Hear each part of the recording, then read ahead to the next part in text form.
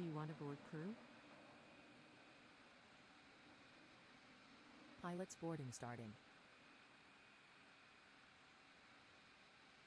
Hello everybody, good afternoon. Welcome back to the stream. It's me, DigiDriver, and we are in San Diego for a bit of a 4th of July stream.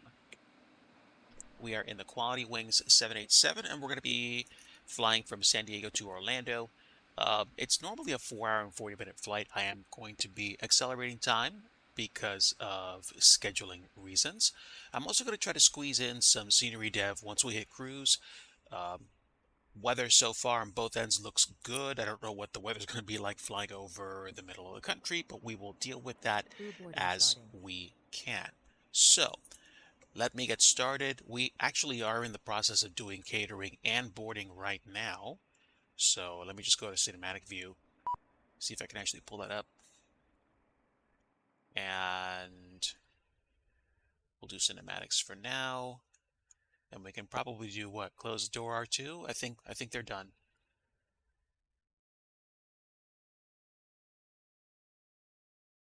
I think so.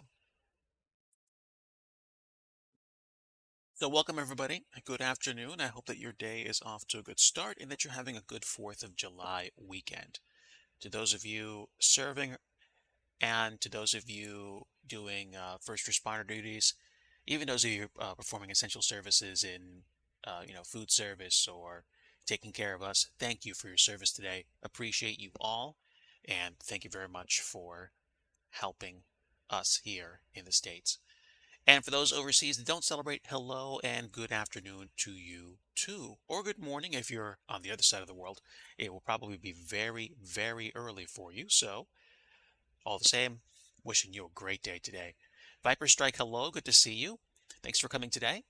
We are in the process of getting ready to depart San Diego to go to Orlando. And it sounds like we're boarding already even as we speak.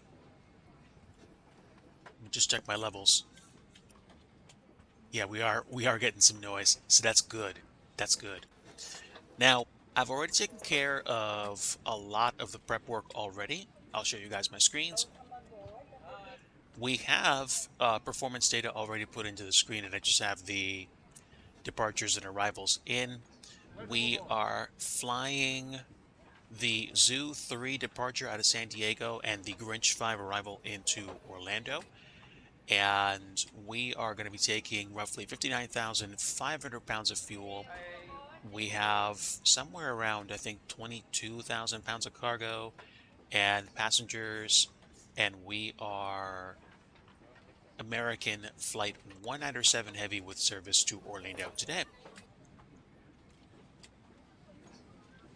We do have boarding going on as we speak. I forget whether or not it's easy for you to override default jetways at airports with GSX Level 2, but I'm happy that we have that. I like seeing people board. Let me just check myself down here on the center console. I'll get the transponder code set, if I can. There we go. Transponder screen, we're going to do 2257. And we are on standby. Let's go to transponder mode. And also, while we're doing this, let's go to the nav. I will get my ILS approach set for San Diego. I'm sorry, not San Diego. Orlando. Will I be landing 18 right? So that's 111.9er at 185 course. Yeah, the senior development will come at cruise. Hello, my friend. Good to see you. So that 111, 111.9er.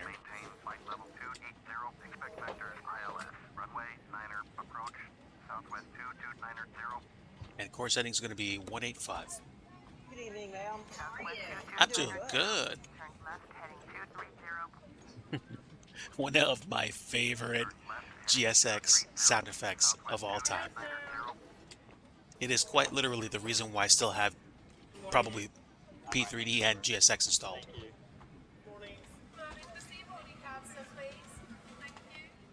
Okay, and to get rid of video chatter, I'm going to get rid of the frequency that I had on the comms. I'm not on VATSIM. I'm not going to be on any ATC network today. It's going to be a fly and dev flight today. So panel lighting is set. We have the transponder code ready to go. ILS is set. I think I'm good for things down here. And we're going to be departing with flaps 15 today. Thank you, sir. I appreciate the compliment.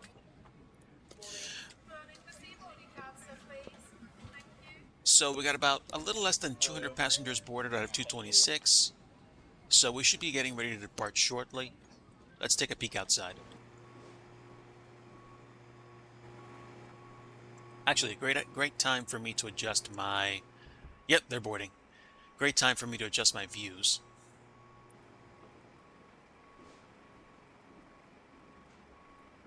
5.0 is good for these. Actually, this one's good.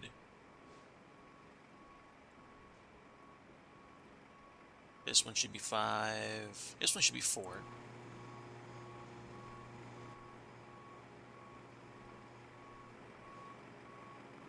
These should be 4.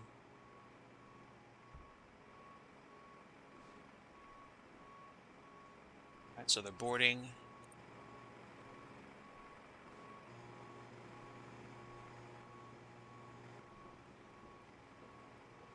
I think 6.0 is good here. Yep. Good. Okay, sounds like we've got our passengers boarded. Nobody else is boarding right now. At least it doesn't sound that way. I do still like the idea of flying on VATSIM. However, if I was flying on VATSIM today and had to be mindful of being present on comms, I would be navigating through Houston Center. I'd need to be, present, paying attention to that. I'd like to be kind of like in focus mode when I'm on cruise, and also have the ability to step in and out of the cabin, the flight deck whenever I want. So I'm not going to worry about VATSIM today. Although future stream will actually fly on network, yes, definitely. And we are at the old Orbex Ksan scenery. This is like P3D era. I think there was like one update to it at some point, but this definitely, takes care of business for me. I'm happy with it. And is it just me, or are they doing East ops? Dude, that is so dope. That's kind of almost unbelievable. Now, it does mean I'm going to change my departure out of here, but that also means I kind of don't care. So let's close the doors, turn off the cargos, close those doors. That's pretty dope. We're departing to the east today. That's kind of crazy. All right, so doors should be closed at this point, and they are, or at least the cargo doors. Cargo and side doors closed. I'll get the jetway removed. Oh, excuse me. I do want to undock. Confirm. All right, so the jetway is undocked and the door is closed. I do have ground power on, which we will leave on along with the wheel chocks until we actually get the APU fired up. And let's see, do we actually have? It does look like we actually have people landing eastbound today, which is incredibly rare, especially on my flights. So I'm good. We've got lots of static aircraft parked at Ksan, and to be honest with you, I like it. I like seeing activity, even if it's fake activity, static activity, so to speak. But I will check one more time. Just want to see if there's traffic coming in, and it does look like we are doing e-stops today. So that confirms it.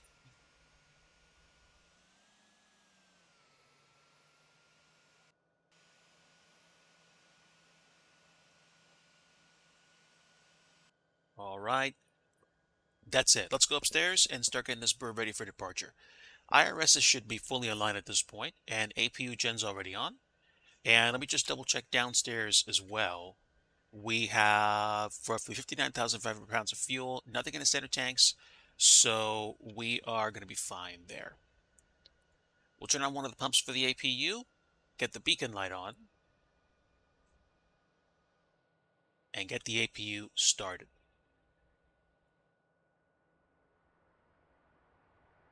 All right, flight attendants, arm slides, cross-check. The external power is on. Let me just do my flows. IRS, IFE and cabin on, battery on, APU gen on. External power is on for the moment. Panel lighting set.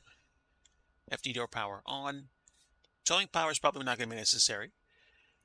And we have window heats. We have hydraulics and electric demand to auto. Overhead panel lighting set. Seatbelts on.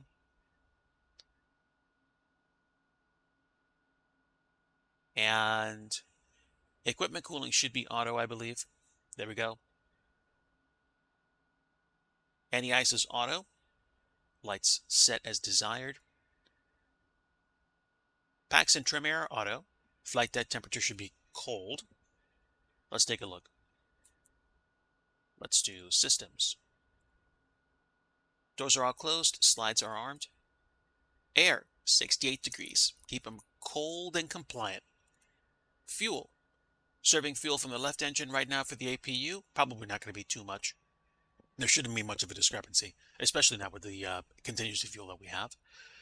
Hydraulics. Electric coming from the APU gen. And the APU is currently running.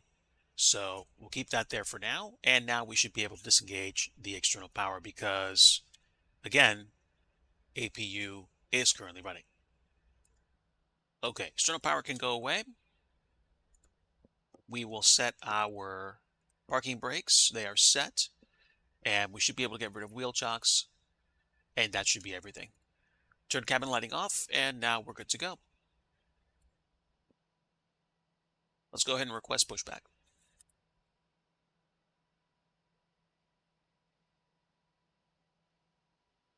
Charlotte to Dublin. Nice. I did Dublin to Boston for a MSFS multiplayer across the pond in April.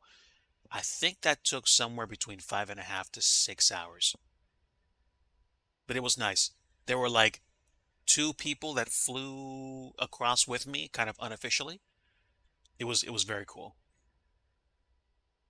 We've got our friend helping us out with pushback today, and we do have the jetway disconnected, so we're good to go.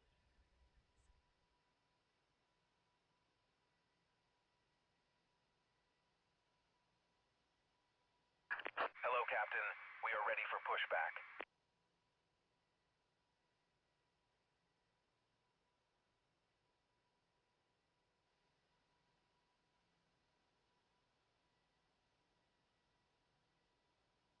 Departure checks completed. Bypass pin inserted.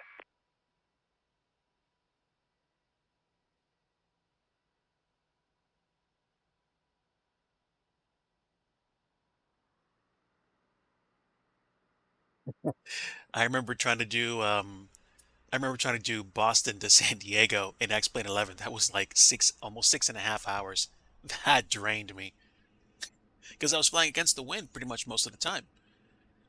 But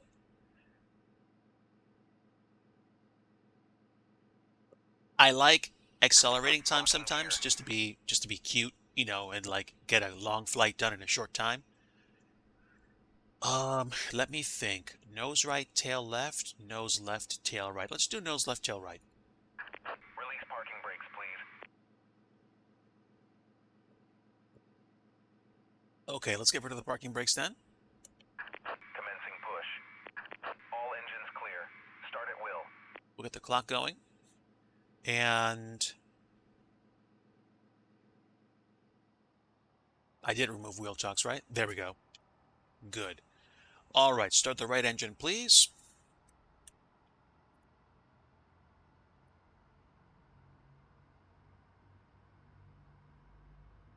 I'll let N2 run up to about 20%.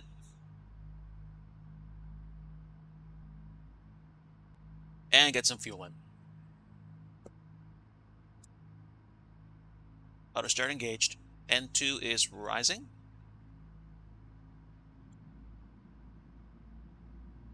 EGT's getting spicy.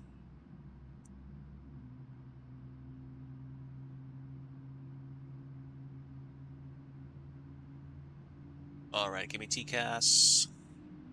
Speaking of which, let's get TCAS going.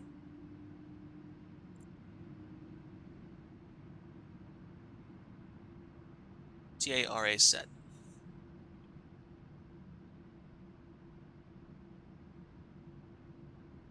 Over 50%. Let's do engine 1.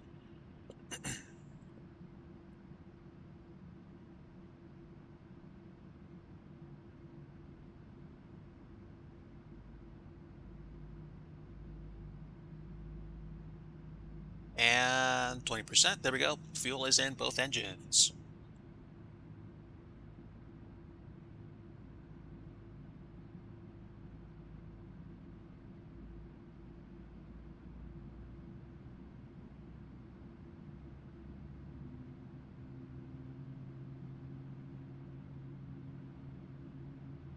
Let's make sure the rest of the fuel pumps are accounted for. Fortunately, this plane is digi-proof.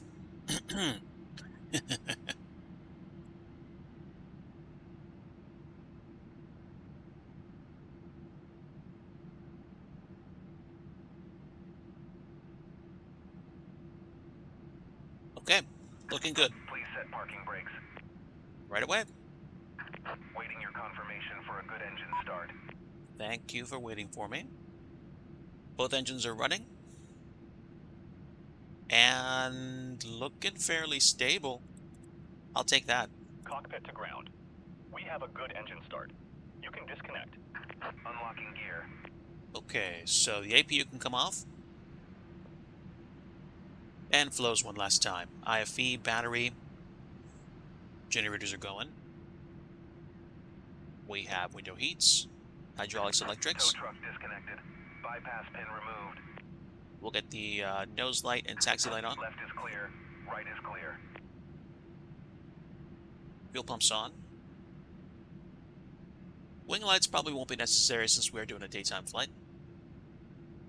But I'll put them on anyway. Just because. Pressurization is auto. We should be fine. Alright, friends. Looks like we are good.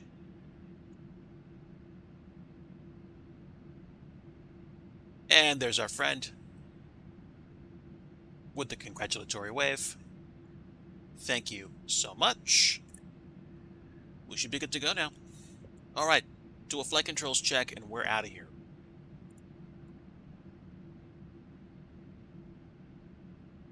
Alright, so grab the controls.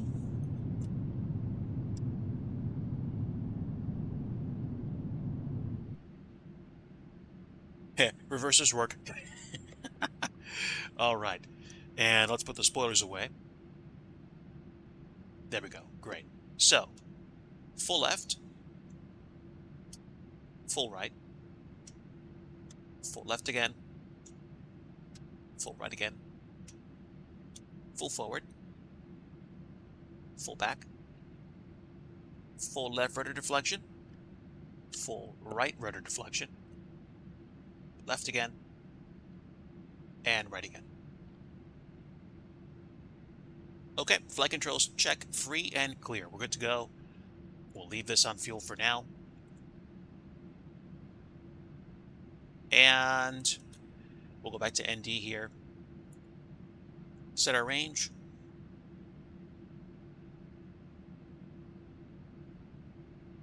Get traffic and weather. And that should be everything we need to do, at least. And that's 5-mile range, maybe 10, just to make things easier to see on takeoff. And that should be everything. Oh, well, we do want our flight directors on, for one, and arm auto throttles. And then Once we take off, we can set up LNAV and VNAV and be out of here. Now, I forgot, I do need to set my departure because it is changing. We're taking off to the east. So,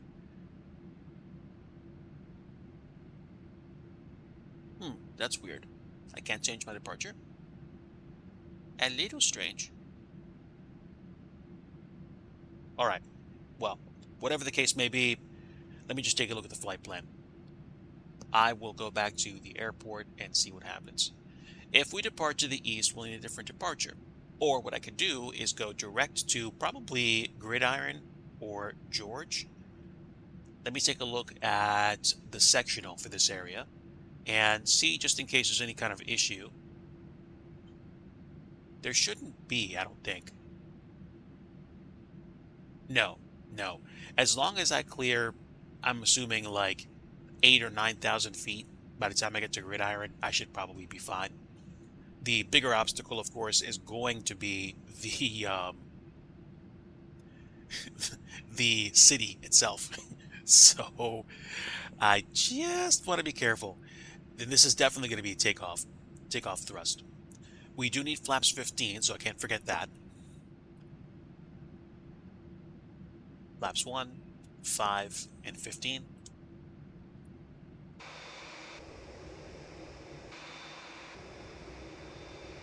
Here come the slats.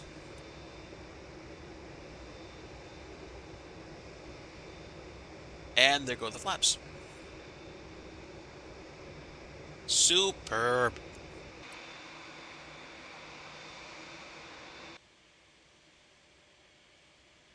And okay, are they taking off to the west or the east? Let me know. Come on. Yeah, it does look like they're departing eastbound. So that's good.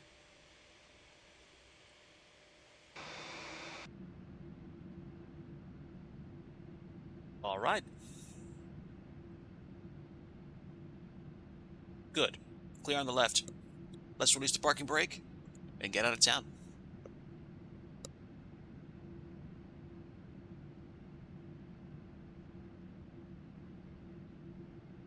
Good afternoon, everybody. We are flying from San Diego to Orlando today for our 4th of July flight. And we are in the very, very capable 787-800, courtesy of Quality Wings. This is P3D version 5.3. This is actually traffic inside the sim. This isn't FSLTL or anything like that. So default traffic, it may or may not differ from what live traffic is doing in the real world, but at the same time, if default traffic is landing east, I'm landing east. If default traffic is landing west, I'm landing west. Because I don't have live traffic plugin for this. This is just the AI traffic in the sim. The other aircraft parked at the terminals, most of them are static. I would say most. And because I inadvertently parked myself right next to the runway, this is a convenient ramp up for me.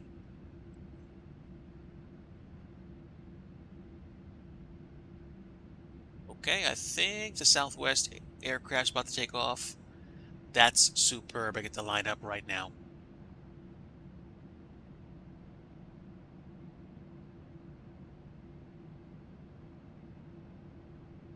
Also, I can take a look at winds. Winds 349 at 3. So, okay. Do what we can.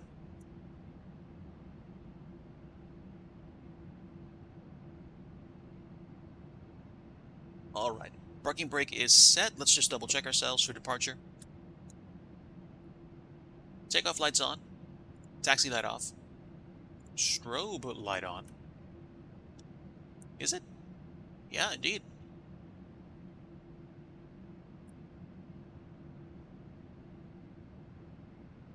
Flight attendant, seat to departure.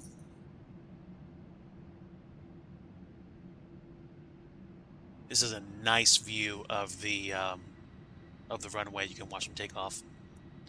Also, just checking to see if anybody's coming in. They're 5.2 nautical miles out, so I should be able to sneak in behind the southwest and make my own wake turbulence and get out of here.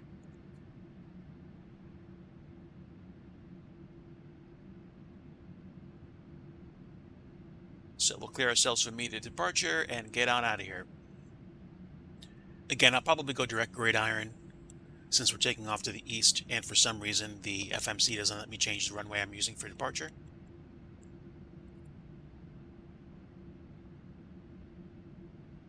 So, if I can, I will set that up. I have it ready to go direct once we're out of here. Alright, chat, so fasten your seatbelt. It's time to go ahead and get out of here. They're going to San Francisco, and we are going to Orlando. So, let's go. Quick spool up to about half.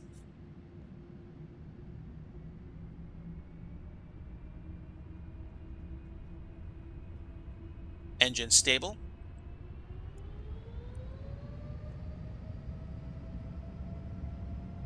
Power set.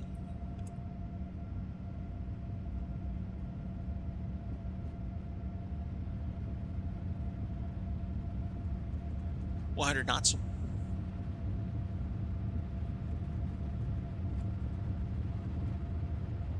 Rotate V2.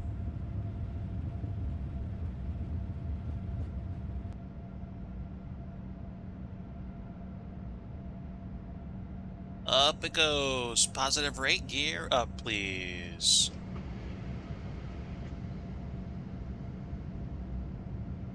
No question.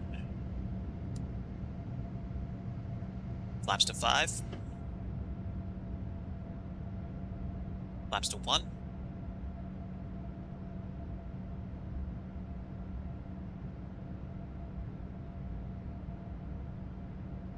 Let's take some downward trim, please. And while we do that, direct gridiron. Autopilot on. LNAV, VNAV.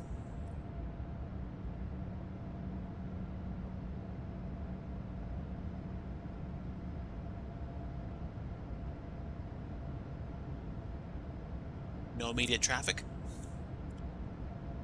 And nose light can come off.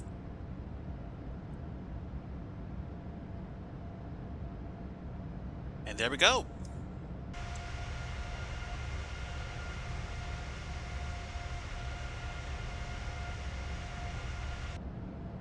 Bye-bye, San Diego. See you later. We are direct gridiron on the Zoo 3. Should have been a different departure, and they were taking off eastbound, but the system did not let me override that. And I feel like that has something to do with you loading a quality wings, like a downloaded flight plan, instead of you actually going through the FMC. So, not going to worry about that too much. If and when we have an issue with the arrival into Orlando today, we'll try to figure that out as best we can.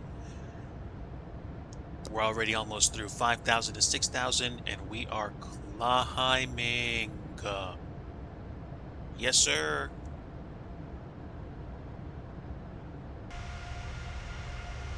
Look at that.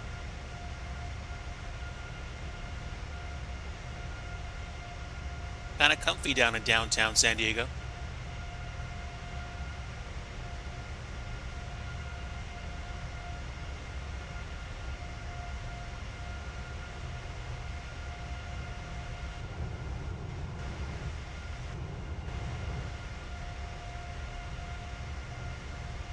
Okay. There we go. Let's go to flaps up.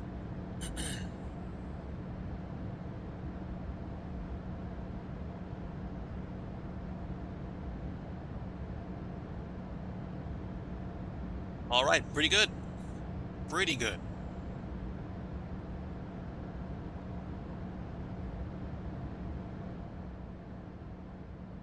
Always comfy there.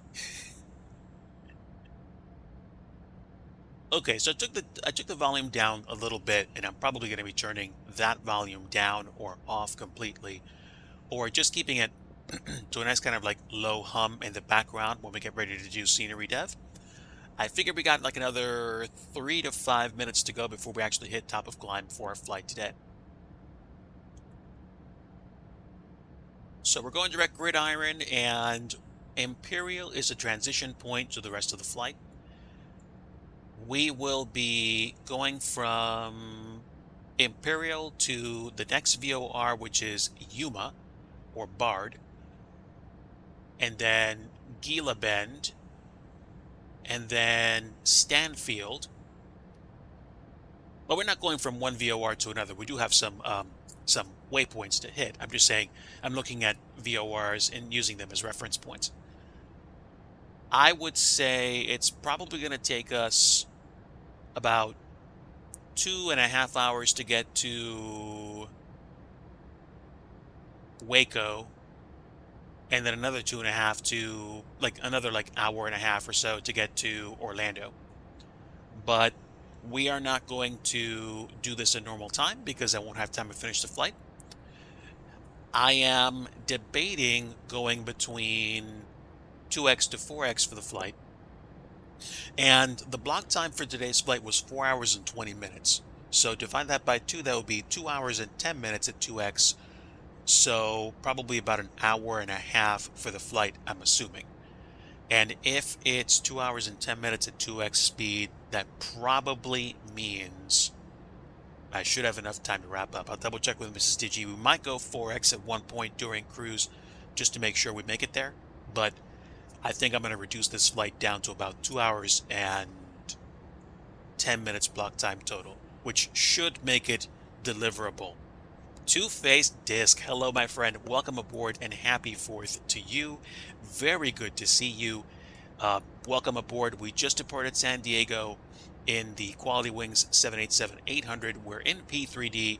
We are flying out to Orlando today, and we should be leaving the photogrammetry in our wake. I think we just did a little while ago. The cool thing about synthetic scenery in P3D is that I have global and North American land class, which submits to about, I would say, 75 to 80% of my requirements for scenery anyway. As long as the areas look populated and I'm okay. The only thing it doesn't do at altitude is make mountains look good, but honestly, with the atmospheric effects in P3D V5, it's okay.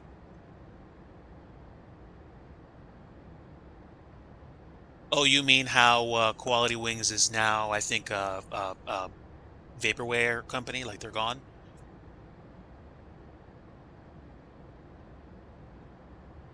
Oh, well, Two-Faced, one thing's for sure. I was surprised on departure. I was preparing to depart to the west, and then the flight sim traffic said, oh, we're departing eastbound today because of variable winds. But I'm pretty sure in real life, unless there's a very good reason why, 99% of the departures out of San Diego are probably going to be west stops. Just like, over 90% of the departures out of LA are going to be west stops, because that's just how it is. Most of the time, weather goes that way. So, it is what it is. Also, we've gone way past 10,000, and we can go straight to standard pressure. So, things being as they are, we are well on our way to cruise right now.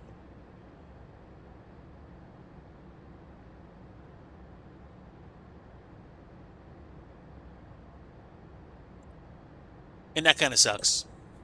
I mean, are they done as a business completely? Like, are they not even sell? Like, let me just do a check. Let me do a quick check.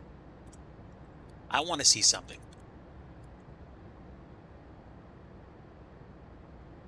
That's why you're hoping PMDG's secret project is 787.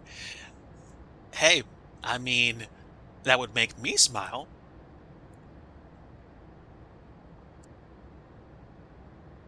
All right. So let me see. Let me see. I see texture packs. I see cabin textures. Turbine. Block. Block 300. Yeah. I mean, I am... Oh, no, wait. Wait. I think Flight 1 software took over the, I don't know, trademark for quality wings, because on Sim Market, the Ultimate 757 collection for P3D V4 is $13.95.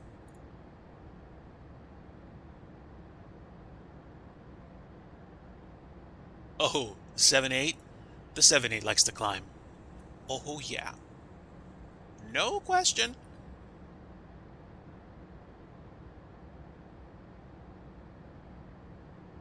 We are approaching flight level 240, and we are... How far are we on the departure? Okay, so we got about 30 nautical miles to Imperial. Okay, we hit top of climb at Judith. So we're kind of being frugal with our climb. It's not an open climb. This is managed.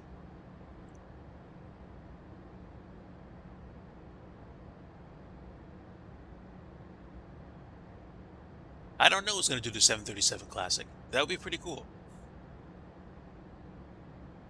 That would be pretty cool, not going to lie.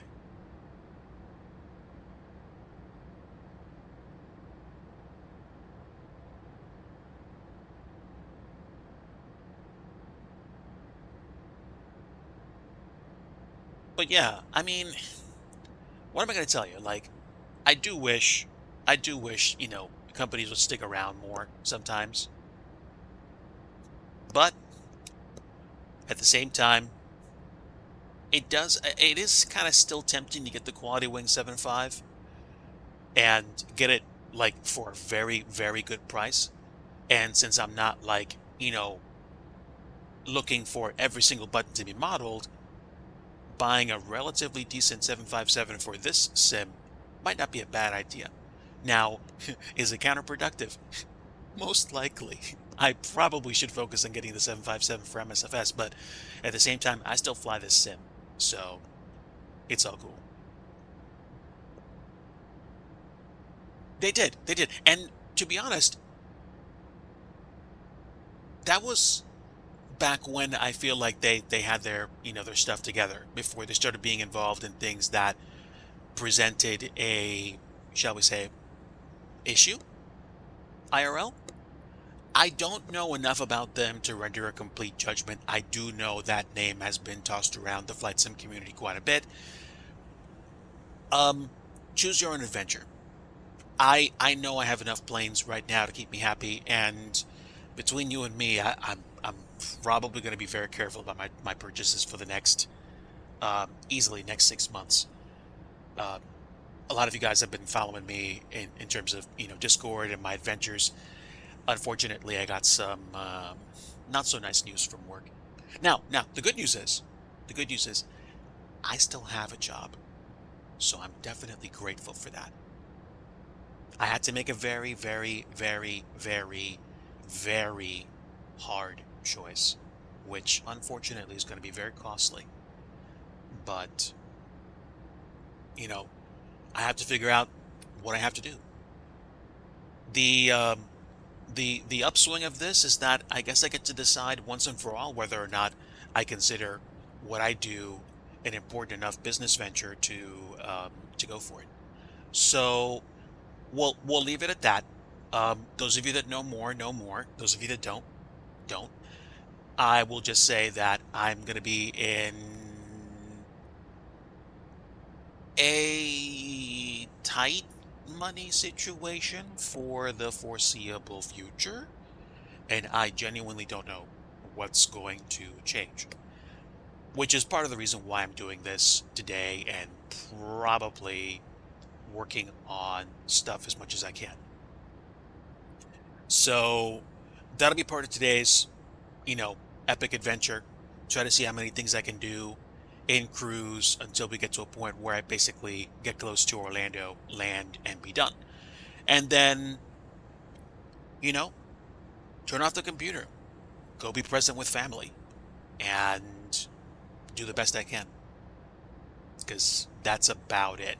I I don't know what else to tell you. It's I have to do what I have to do. And I know there are people that are worse off than I am. Like I said, at the moment, I still have a job. So I'm going to thank Yahweh Elohim for that. And I'm going to move forward as best I can. Because I don't know. There may be people looking to me for encouragement or support. And that's just how it is. About 10,000 feet to go before we hit cruise, and then I will probably lower the volume, and I really do hope, I really hope that I remember to raise it back up in time for landing. I'll try to make a note of that. And then we're going to land at Orlando, maybe watch a replay or two, and then be done. But I'm hoping I can do some more work on the FBO that I created for 60 Juliet in Ocean Isle Beach in South Carolina. And I'm also going to be potentially working on one or two other mini objects. Between you and me, chat, I think there's one or two directions I want to take the next 6 months. I think one thing I can do is open up a Patreon site and use it to create custom assets or materials for Flight Sim. And then what would happen would be anybody that would be interested in building scenery could be a sub to my Patreon, have access to all the assets they want. I could market the Patreon under the concept of, hey, if you're a subscriber, then I'm going to be releasing these to you for use in your projects, and then you'd be able to use them. And other than maybe mentioning me and your scenery if you want, there you go. And the subscription would hopefully be enough to offset the cost of, building it, taking the time to do that. The other direction is to do that and to release airports for purchase. Making airports in a sim is straightforward, but it doesn't mean it's easy. It requires time, it requires effort, it requires concentration and focus. It requires a clear vision of what you want, or at least a clear vision of what you want to do in that moment. So there are so many projects that I want to get going IRL that I didn't have the time to do back at the beginning of the year because I was running on turbo, trying to get as much done IRL work as possible. And there may be a chance I can step up what I do this summer and the rest of this year. I mean, I'm going to have to do something because, like I said, I need to figure out how to make up the difference for some things that I'm working on. That's it.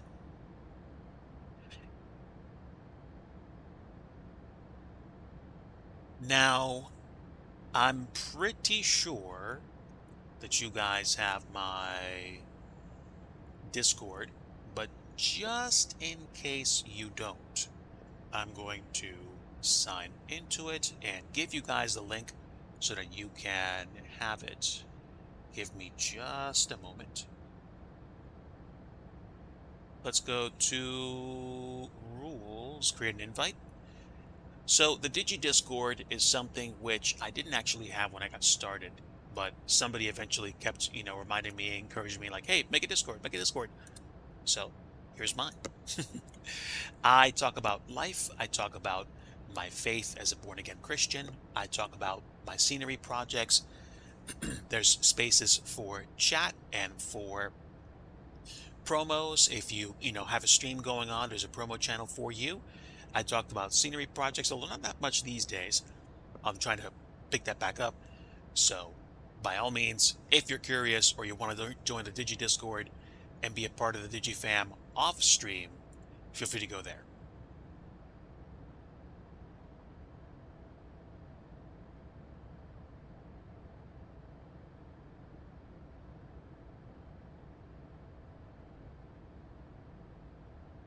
Okay, so let me double check myself.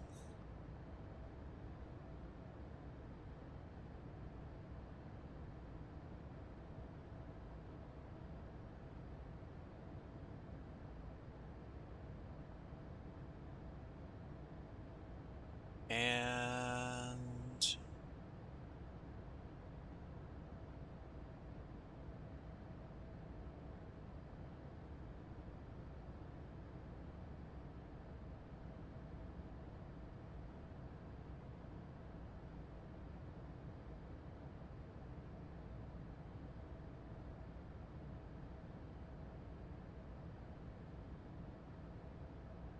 just double checking something for myself in terms of work.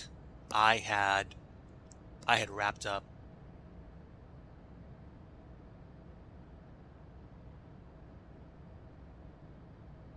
Let me see.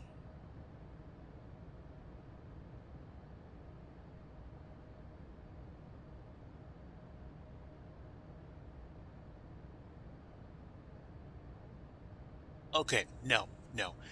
Some of you know that I was working with Pilot Edge to create the updates to the SimVenture Oshkosh scenery for the Pilot Edge event this month, I believe. But yeah, I am officially complete. We have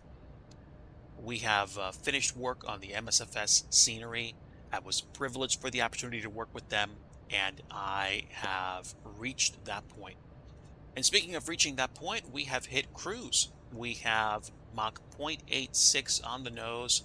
We have a roughly 21 knot tailwind, and we are well on our way to hogs. We've exited the Zoo 3 departure, and we are sailing up here with some synthetic scenery. And let me go ahead and take a look at the center console here. Get this up to about 320 nautical miles.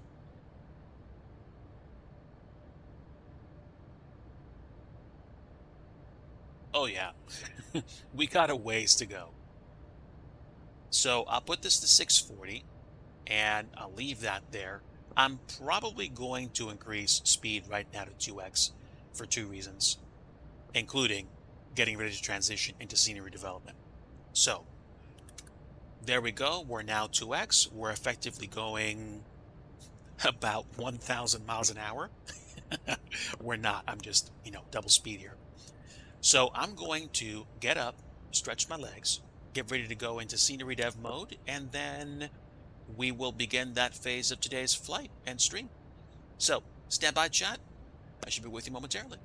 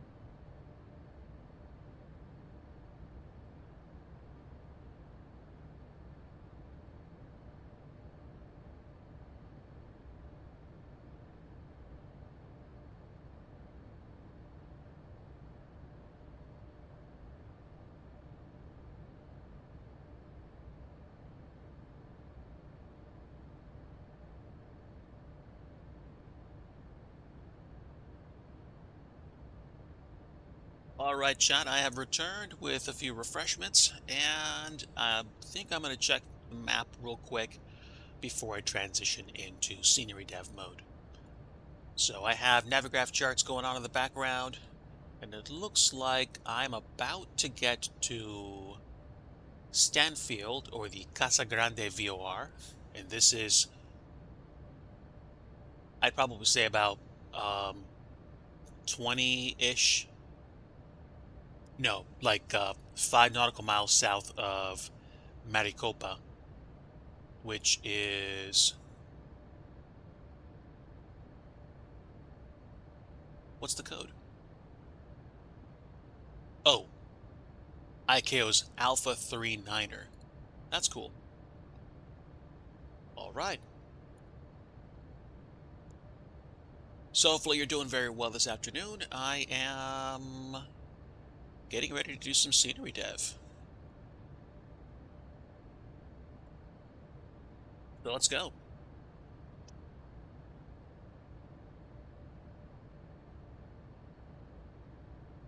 Okay, I already have Blender turned on, so we're going to get that set there, and then we're going to take the P3D image, and we're going to shrink it up to this corner. So just enough of the view is set for me to see what's going on. And that should do it. Just checking to see how much of a delay I have.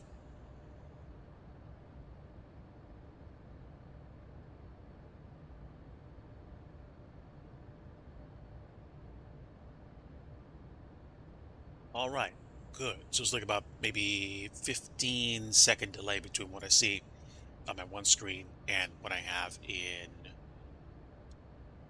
IRL. Let me close some windows as well, try to get some memory back.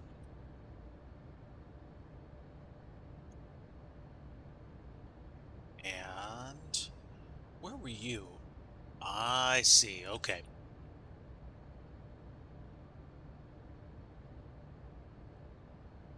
And that's about it.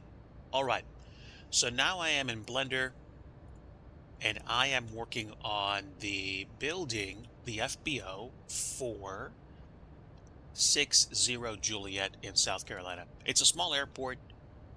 It's pretty small, actually. Let's see what we can do. I'm working on the, I'm going to say the ramp side entrance for Ocean Isle Beach Aviation. I'm not going to focus on the text. I can probably create 3D text easily enough, but it takes time. So let's go ahead and work on the windows, and when I do that, that should probably be enough of an impetus to get the rest of it designed. So I have the basic shapes in place. I just need to get started. So we're going to select these windows and kind of shrink them in one at a time. And we're going to use the inset tool.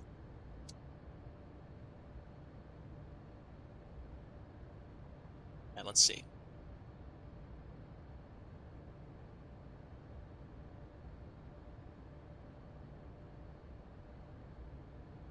So essentially it's going to be about as much as it can go. And I'll do that with each window. I can't do them all at once, unfortunately, because of, I think, everything, the borders around them being shrunken.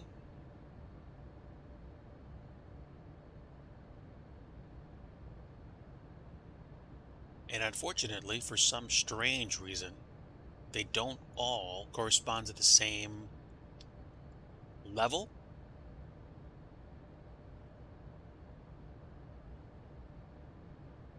Oh, wow. I'm not sure why. I would like the process to be a lot more consistent. I wish it was. I have a feeling it has everything to do with the angle.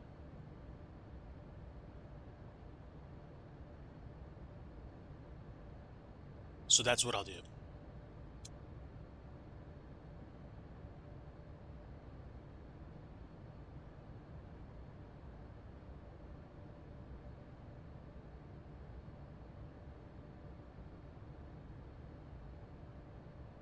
All right, want to make sure I get consistent and stay consistent. And in some sense, I almost like doing this manually because it just makes things look a lot more like, the word isn't lived in. I'm looking for more like, you know, made by humans, imperfect.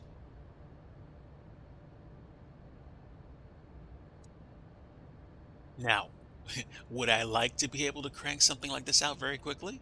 Yes, but limited tools, so doing what I can.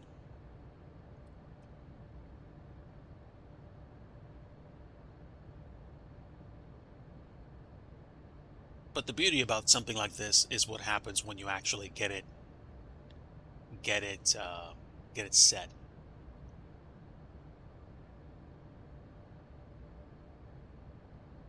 So it doesn't look like I'm doing much right now, but you'll see the effect shortly.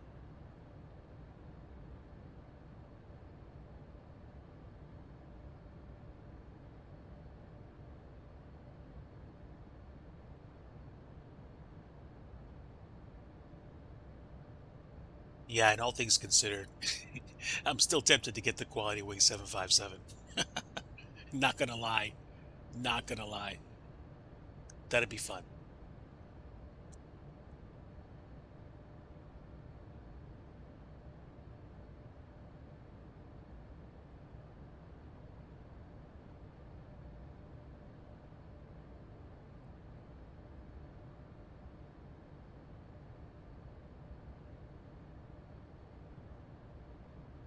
Okay, looking good.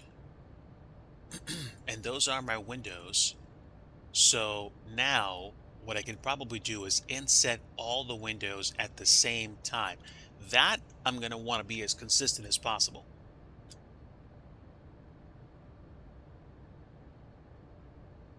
Okay, so we're going to select all these individually.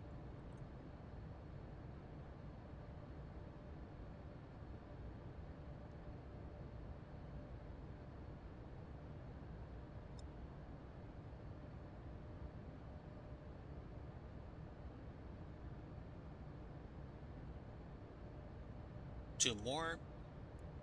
Actually, do I want to do the ones above the... No, no, I don't. Because that space isn't going to be for windows. Okay. Now, insetting one should be the same as insetting them all. It doesn't need to go back that far.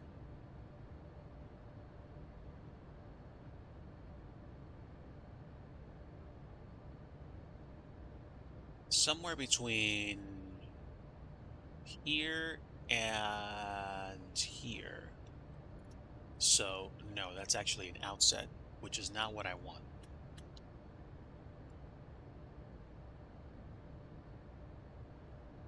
And that won't give me the angle that I need unless I'm looking at the bottom.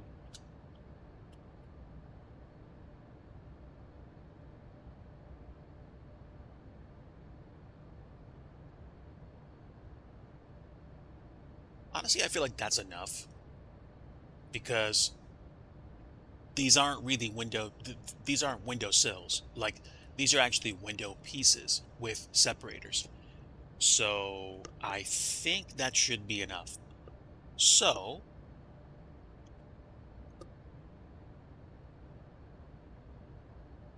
yeah, I think we're good.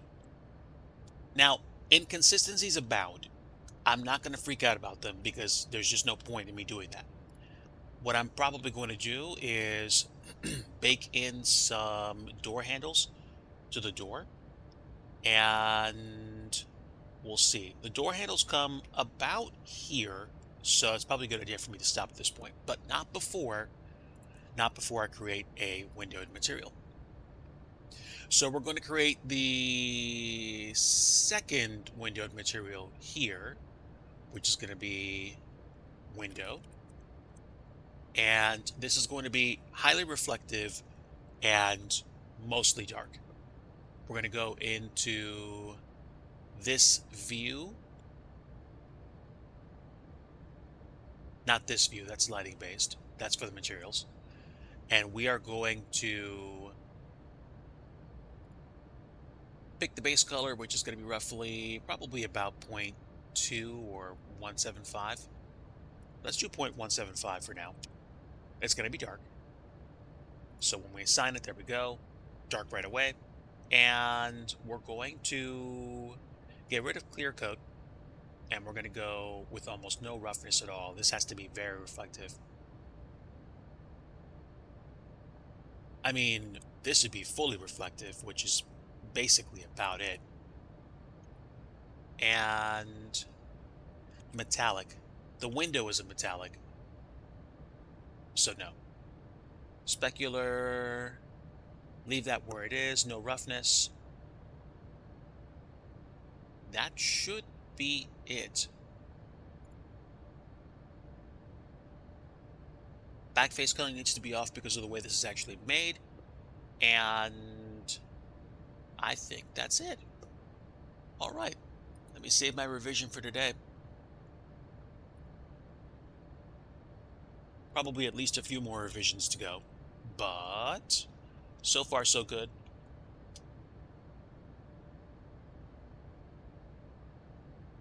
Wow, this flight's actually going way faster than I expected. Let me check something. The current ground speed we have right now is about 506 knots.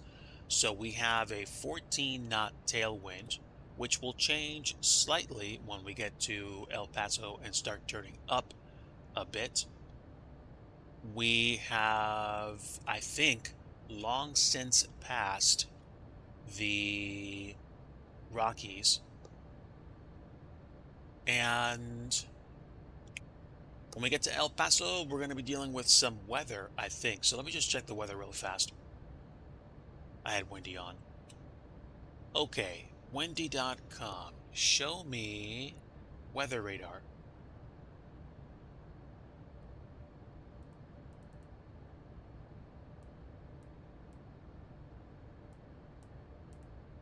Okay, the clicking you hear is probably the lightning alerts from the weather radar. There's a system just outside of El Paso, close to Alpine, Texas, but let me just double check and see what the cloud tops look like. The cloud tops look like they're going to mess with us a little bit, so I'm going to pay attention to this for a few moments. So far, so good, though. Do I have weather mode turned on? I do. And it's an 80 knot radar sweep, so I don't know. Does this plane actually model weather? I would have thought it did.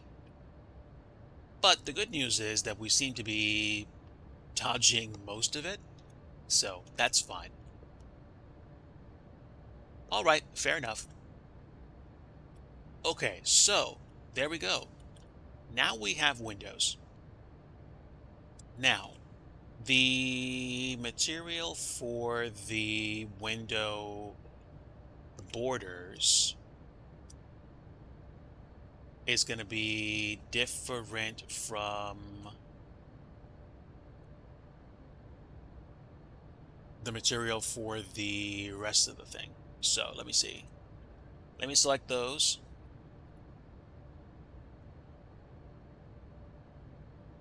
And this is kind of where we decide how much detail we're going to employ. It takes effort to do something like this. You do have to make up your mind.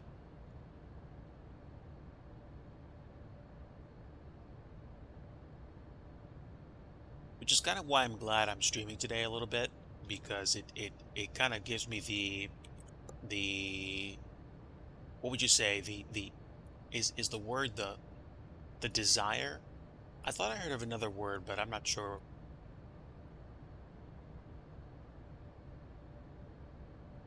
I'll put it this way. Streaming kind of gives me the extra burst of motivation required to get something like this done.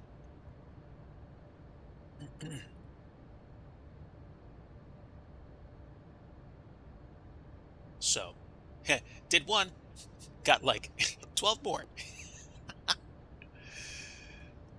Such is life.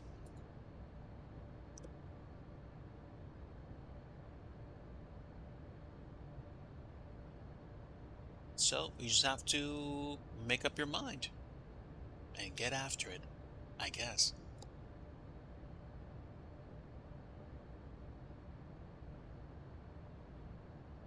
All right.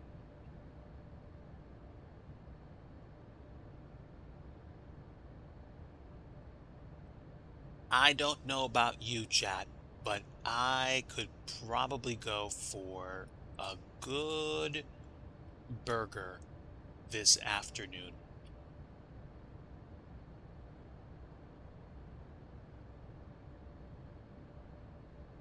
I think. We'll see if that pans out.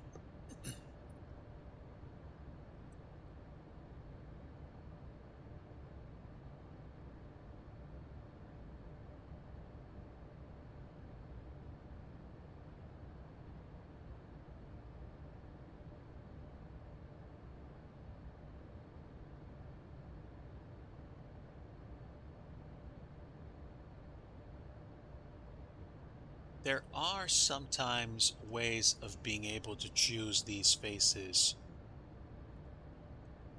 automatically or better. I can probably I can probably group this into a separate group, and I might actually do that because it's gonna be fairly annoying to have to select each one of these faces individually and change them.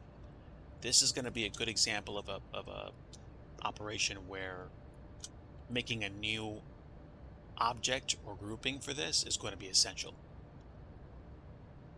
I am selecting these individual faces and I'm going to paint them a different color. And I'm also going to group them together so that they can all be selected without selecting everything.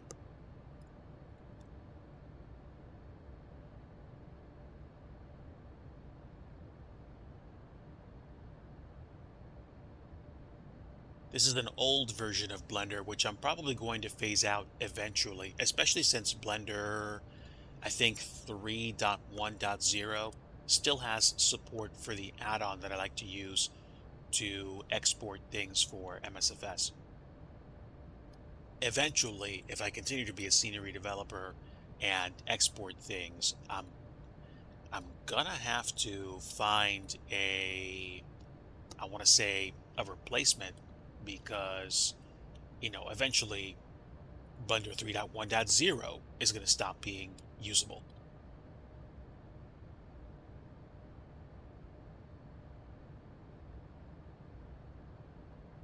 But choosing all these things is necessary because it has to be done. Good news is I seem to be about halfway done with this process, which is great.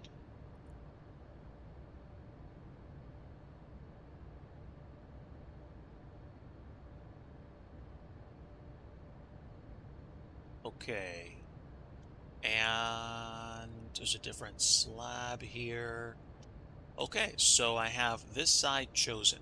Do I want to select individual pieces of this at any given point? I'm going to say no because I want all these chosen for a particular reason. And they're all going to have to get selected eventually anyway. So let's go ahead and choose these pieces, include them as part of the overall object, which we're going to separate from this object. It takes time, chat. It takes time. All right. Since we're here, let's go ahead and select these pieces anyway so I don't have to go back to them eventually.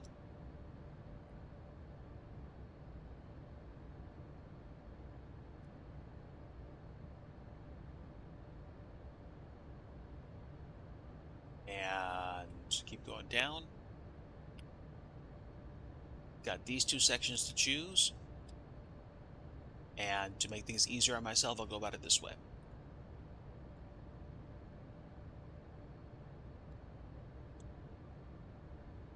And I think that's that door chosen. And let's do this side.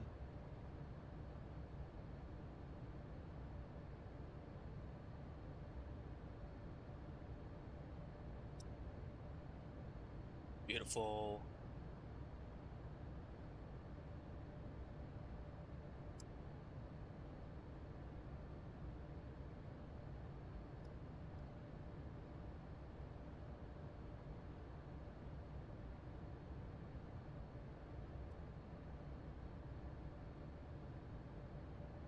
Okay.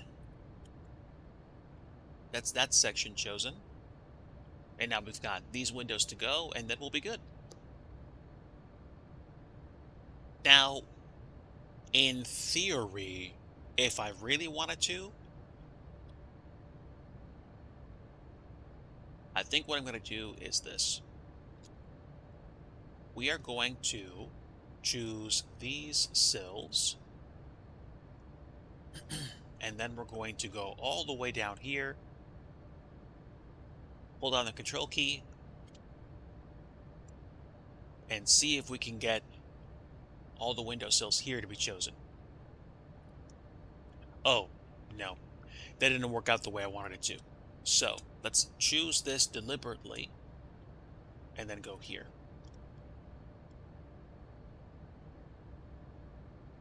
Nope. It's not selecting things the way I want it to. So it's either confused or it just doesn't want to work that way. It's okay. I'm not going to freak out about it.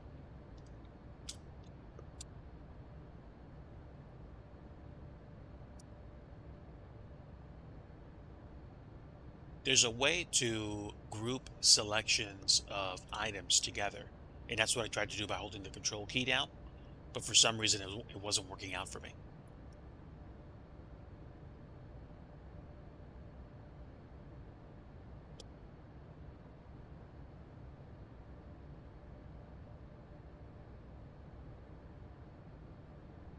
So, as you can imagine,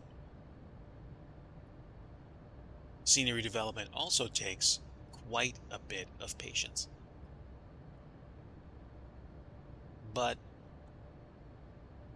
I guess this speaks to the artist in me, because I used to draw a lot, and then I think the more I got into computing, the less I spent time drawing things and the more I just spent time experiencing them. I almost wonder if it's a great opportunity for me to take up that again. But there are plenty of things that I would also like to be doing, and those do take time. And part of being an adult means I have to choose, and I get to choose how I'm going to spend my day. I don't know about anybody else in chat right now, but I have spent the past 6 months running around, and I don't know, like I got to a point this week and really the past 3 weeks where, like almost like what happens when you run, and then like that moment right when you stop and you catch your breath, and you just kind of look around, and I mean, whether you're a runner or whether you were chasing a piece of paper that flew out of your hand and you caught it, or you've been so busy with taking care of like work stuff, and you get to a point where you reach a place you either weren't expecting to get to, or you just stop, and then you just grab yourself and you're like, wait a minute, wait, like, whoa. I've had those moments lately, so I am trying to appreciate life more, especially since it's been 3 weeks or so since a dear friend of Mrs. DG and mine passed. So these are things you think about and you wonder. I,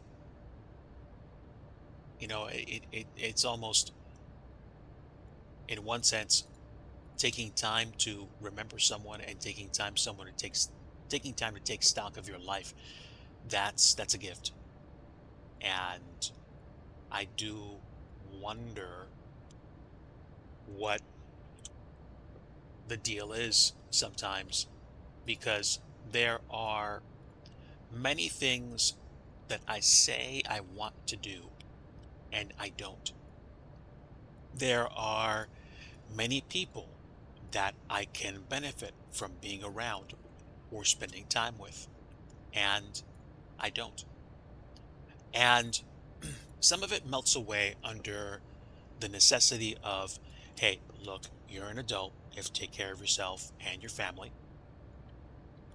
And some of it also becomes a question of,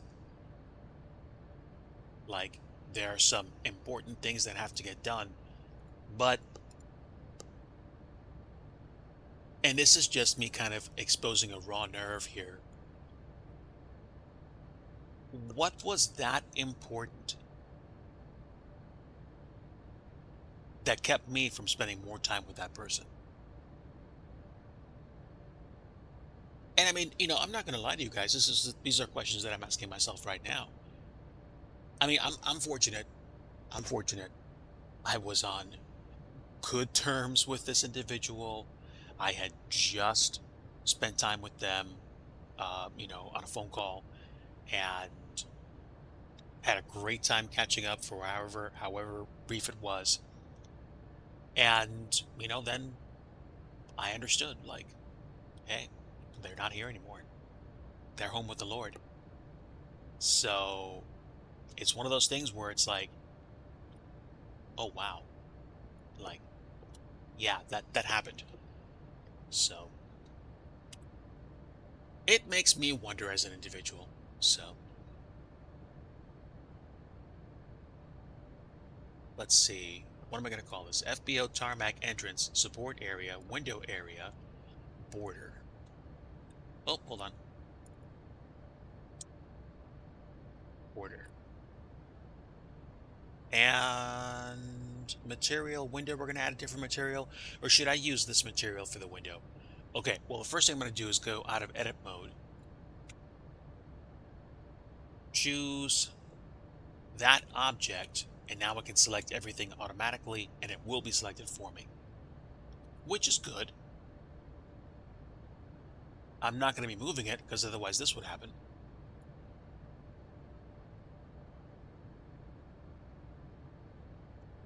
Actually, let me think. Did I choose the other side of it? I should have.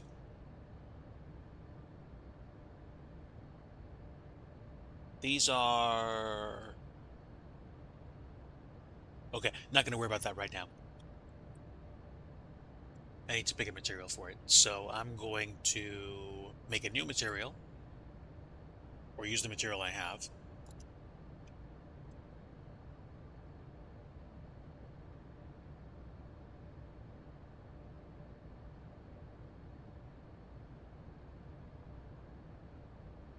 Actually, Kev, that's an incredibly good point.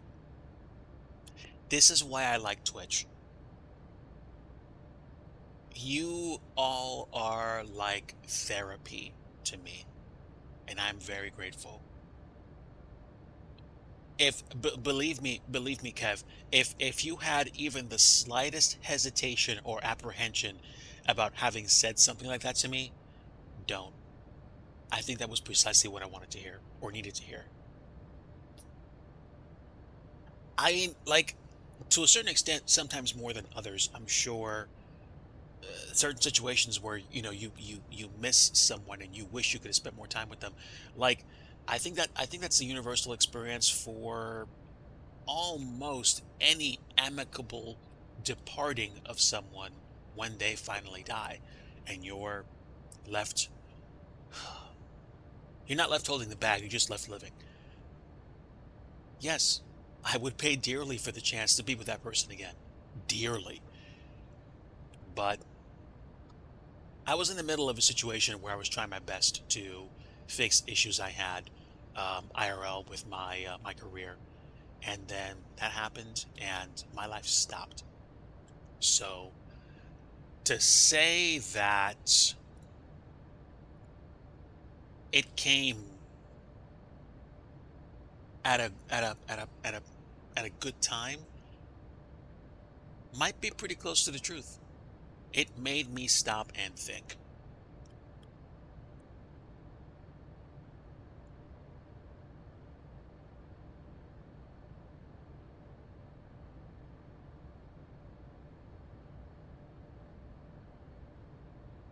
No, and that's exactly the point. When I'll give you for instance, and this is slightly different, but at the same time quite relevant. Mrs. Digi and I have owned pets for years, years.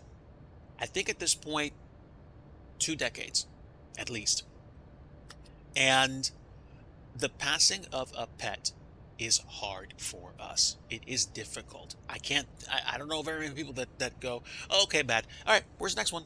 No, because that person, that animal becomes a part of your life in a way that it's hard to describe, especially for folks like us.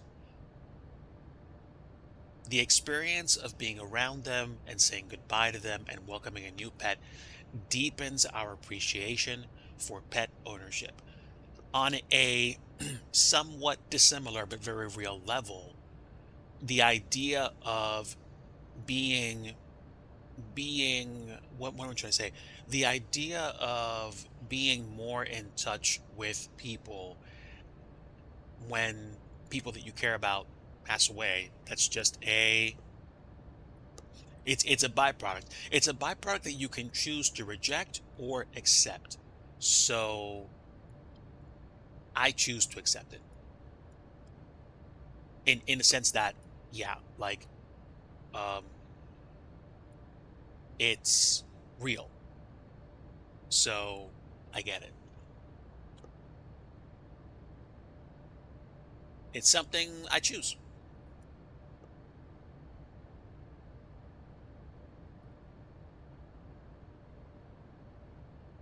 Right now, my real problem is figuring out what the rest of my time is going to look like in terms of this unfortunate situation that I've walked into with regards to finances and employment.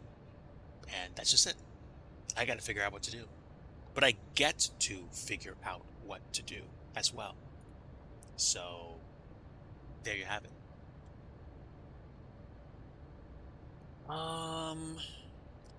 Okay. Now, you know what I can do? I can probably separate these windows into a separate object because I'm probably going to want to deal with all of them in one shot. So that's what we'll do. We're going to pick these individual windows, separate them into another object, and then we're going to call these windows window area windows. And now those are selectable: window area, border, and windows. Okay, so window area, this still needs to be separated. So we're going to now work on this differently. So I'm going to choose these and select them more quickly.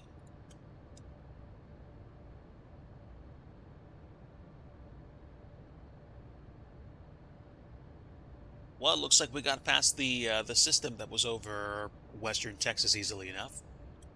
We're almost on our way out of Texas, which is kind of amazing. Current winds right now are becoming headwinds, though, so we are going slower. We're about 489 knots ground speed. All right, we're going to choose these. slabs.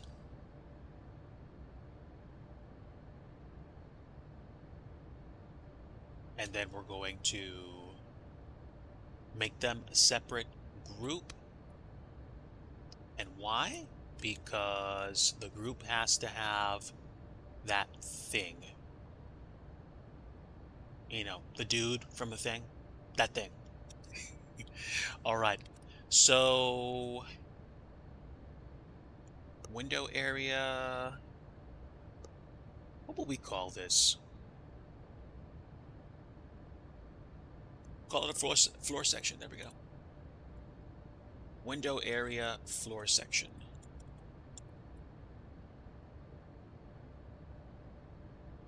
Okay, so if I pick the floor section, I can choose all these slabs, the ones that are directly underneath the windows, and then we can create the same kind of thing, only it's going to be different. It's going to be a different material, and we'll say under window, and this material will be basically 100% rough, no clear coat whatsoever, and it's going to be the same color intensity as the window borders. That will be fully white, and I think that's it. So we assign it, we're good, and it's hard to see because most of this is the same, but most of this is actually different. Now, here is the deal. A lot of this hasn't been assigned a material yet. We're going to change that. What I need to do is basically, I think, inset this or somehow expand this line slightly. I'm going to try a quick test and see what happens, while also minding my flight as well. Okay.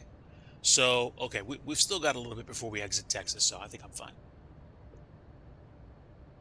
All right. Now, here is the tricky part. I want to see if I can actually... Can I bevel this? Yes, I can. Now, the problem with beveling it is that you wind up changing the shape somewhat, but that might not necessarily be a problem, because if I think about the way I've seen most awnings or things made, they're not like incredibly super duper sharp.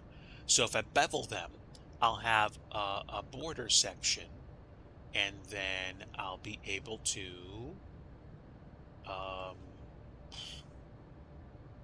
you know, do the thing. The trick is going to be making this fairly repeatable, and honestly, it's not easy. In fact, it's going to be downright virtually impossible.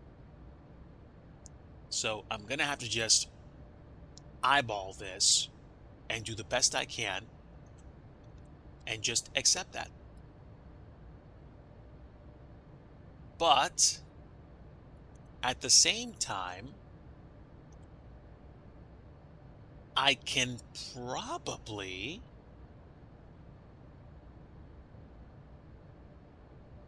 figure this out.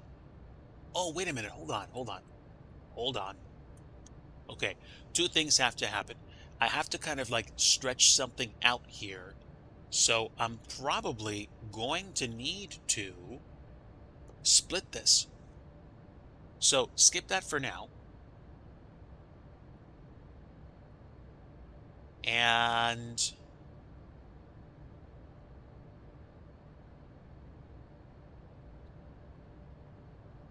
okay.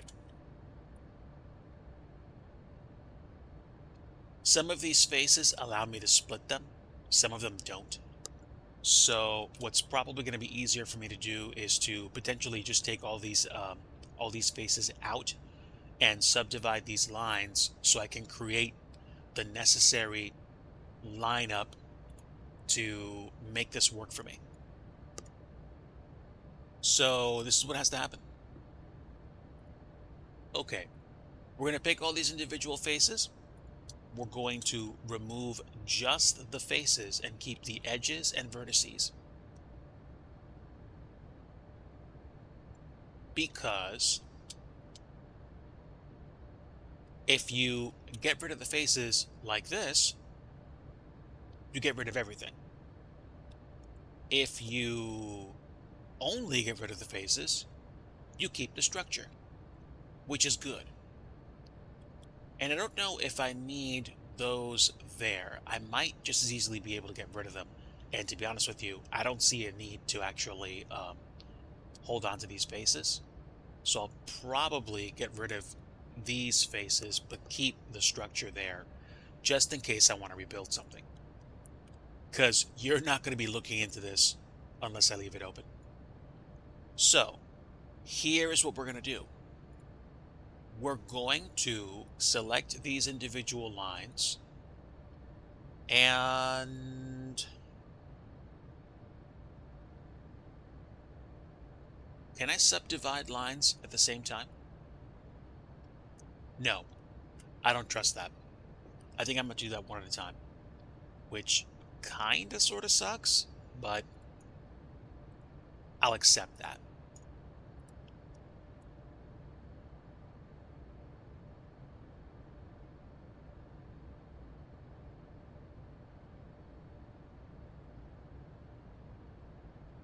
So, chat, since we're being real here, and since this is a kind of sort of therapy session for me, I think I need to set some realistic expectations.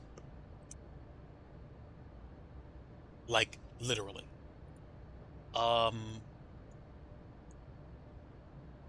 This thing called streaming, this thing called scenery development, this thing called me doing what I can, I think it's going to become something slightly different over the course of the next 6 months and onward. I'm going to have to figure out how to make this work because it's going to be a kind of crummy period coming up. There may be some changes, and I may need to take some time away. On the other hand, considering I don't stream on Twitch full time for a living anyway, on the one hand, it don't matter. It's good. It's all right. So, this whole concept of, oh, you know, I'm going to need to take care of some stuff. Okay, go do it. Thank you. Thank you. I appreciate that. It's probably not going to be to the extent that, you know, it's like, oh, well, like I gotta move to, you know, South America next year. So, all right, bye. No, it's not that. It's like the talk that your parents have with you, you know, as you grow up. Like, there are going to be things I'm going to have to spend time focusing on, which are going to, well, for lack of a better phrase, impact what I'm going to be doing with time. Also, there's just stuff I'm going to have to do to take care of stuff. Like the general concept of doing the work. So,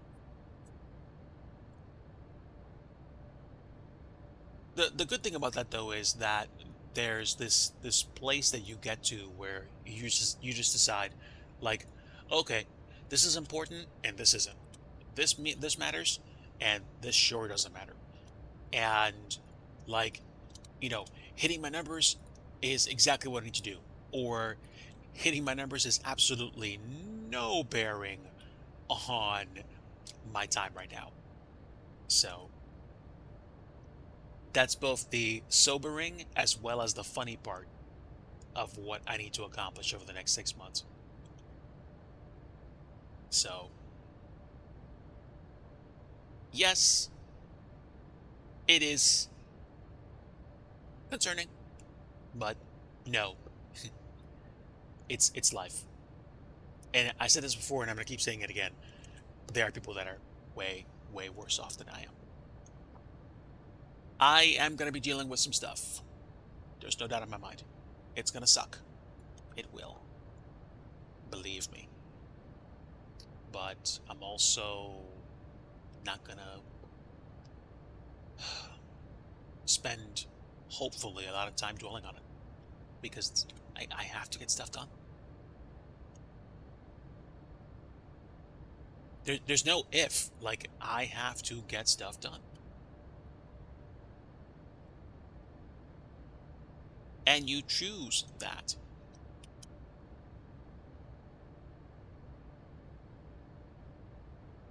So let's see, that's half.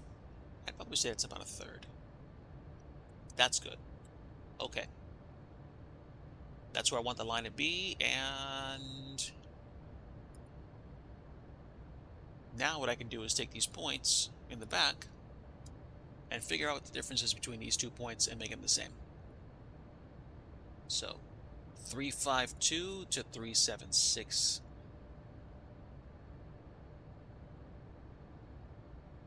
Let's get those numbers so I get the proper calculation. So 3.5243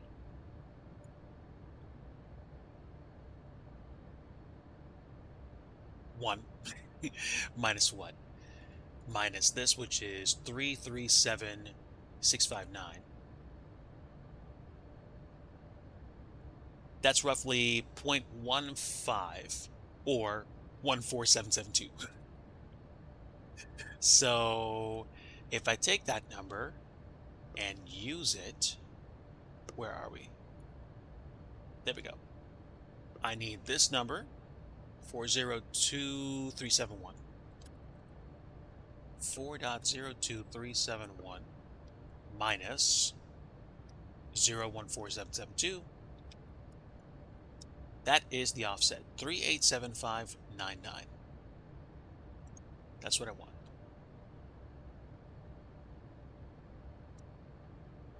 We're going to go all the way here, and we're going to do the same thing with this endpoint.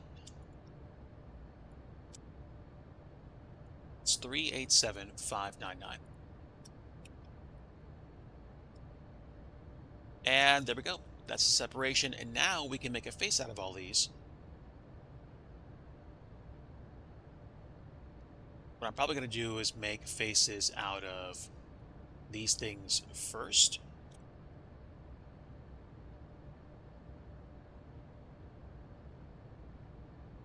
Stand by, Chad.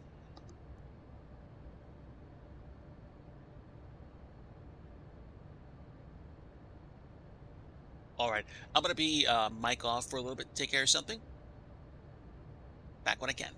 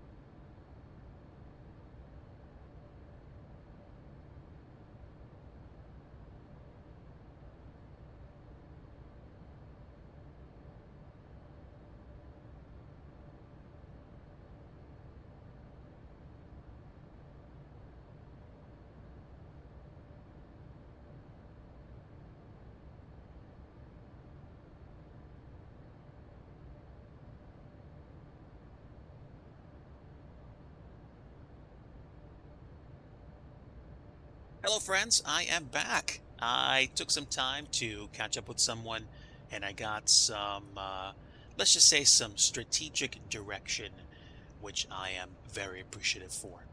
Now, um, given our current course and speed, we are number one in Florida at this point, which is kind of amazing, even for 2x, which I'm happy to see. And also, we're about to approach top of drop. We've got about 100 nautical miles to go, more or less. So I need to check what the approach is going to look like for 1-8 right. It's 2,200 feet. So I can get myself set up right now and we can review data. I've already input performance data, so the plane has a pretty good idea what's going to happen. It's anticipating that we're going to be about 370,000 pounds. I think I was off by about 10K, but I have a feeling the numbers will be more or less representative of what's going to take place. I am going to set the course heading for the same as the approach heading. I'm sorry, that the heading bug for the same as the course heading. And now I think we can turn Blender off for today. I made some beautiful progress. I finally got off my lazy mental self and actually made the windows look like windows, and then actually added the overhang to this. I think what has to happen now is I just need to fill in the rest of the pieces, which I'll do real quick. And then with that done, I should be able to save this and set it aside for, well, pending development, which I could probably do late tonight, tomorrow, something to that effect. I'm trying to move this needle so that I actually have something to show or to release some point soon. And if I have to do a bunch of scenery releases that don't have interiors while I get myself in a place where I can do interiors more easily, then that might be what I do, but I'm not worried about that right this instant. I am happy for the progress I made today, especially in light of being able to catch up with you guys, and of course, my outside phone call. So we're going to close Blender and go right back into the sim and adjust the window so this takes up the whole screen, because small sim screen, no bueno. Okay. So a little bit of metadata for today. Today I was streaming at 1440p. The stream, actually, excuse me, the in-sim resolution is 1440p. The stream resolution is 1080. But frame rates have been agreeable-ish. I can definitely tell a difference streaming or flying at 1080p versus flying at other resolutions. I used to think changing resolution in the sim did nothing. Clearly, I was wrong. Where are we for fuel? We've still got 18,400 pounds, and it looks like we have a pretty strong system in front of us, which we will hopefully avoid. I would assume we will. Ooh, look at that. We got some tall clouds, and we are still at 41,000 feet, so there's a system out there. But I've been enjoying this plane, and we'll take a few extra seconds to enjoy the cinematic views, since I didn't do that during flight. This is the Quality Wings 787-800. It's regrettable that they're no longer around and actively developing anymore, but at the same time, companies do what companies do. I am grateful that I got to purchase it. This was actually gifted to me from a friend of the channel, and it's a nice plane to fly. It's super electronic, super kind of like, take care of business. And I definitely enjoy actually flying this in P3D. I have this, the TFDI 717, the Feel There Embraer E170 and E175. And I have a couple of Carrado business jets, which I haven't flown in a while. And honestly, I haven't flown the Premier 390 Beechcraft jet, business jet, in a while. So I think it's probably a good idea that I plan something like that going forward.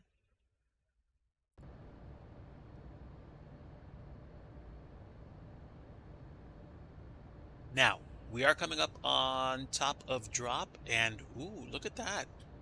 Even at 2x speed, we're passing, or we're lining up with 7.5, which is incredible. They are beneath us at 35,000 feet flying to Miami. That's actually pretty neat. And that's a 2x speed. Where are we in terms of top of drop? We're pretty close, actually. I think I'm going to return to normal speed for the drop because it usually happens pretty fast. And give or take another 30 minutes, that should be it.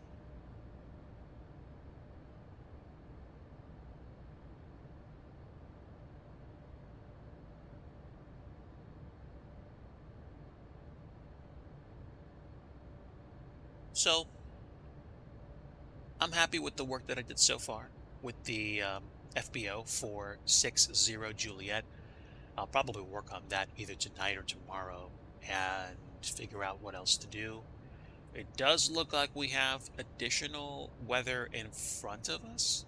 Dude, that's kind of dope. So we might be dealing with some turbulence on the way down. Florida. Almost.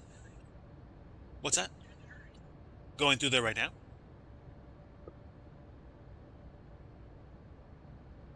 Well, color me ignorant. Wow, I thought there was more in the Gulf of Mexico.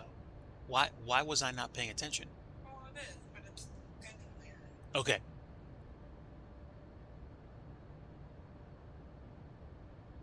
Yeah, I would definitely imagine. Do I have a weather layer here? I should be able to see weather layer. Oh, there we go, weather. Okay. There we go. Yeah, we got some storms. I mean, it's not the same thing as what's ripping through the Caribbean, but we do have some systems which I'm going to be crossing literally right now. So, I would say if you haven't done so, feel free to fasten your seatbelts.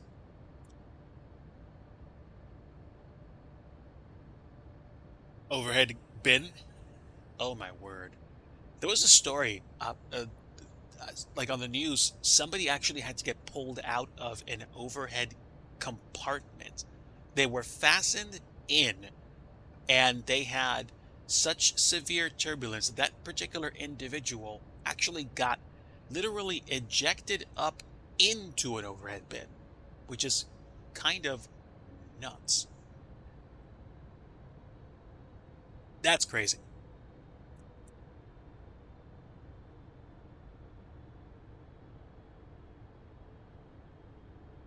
And we are descending now. So let me figure this out. I'm going to take a look at legs here and also correspond with the arrival.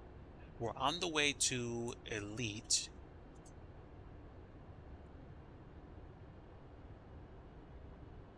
Where is Elite? Are we on the same approach? Mayor and Cokes. Okay, so Elite, then Mayor, then Cokes. We're already descending. And Cokes.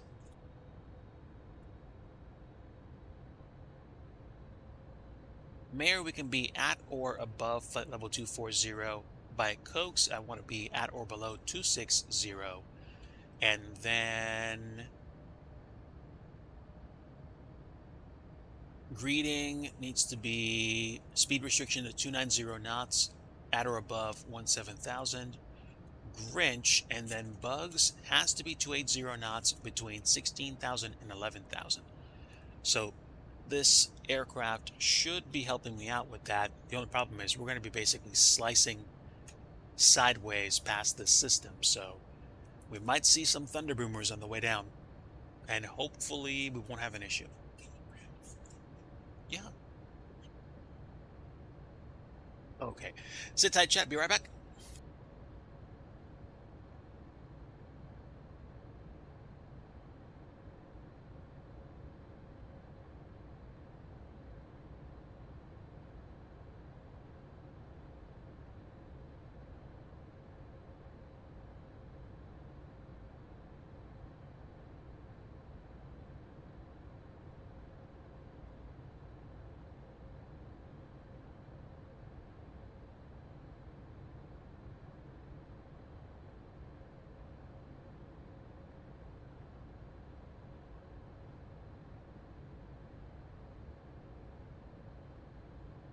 There was one thing about clouds in FSX that I liked, that I still like more than the clouds in P3D.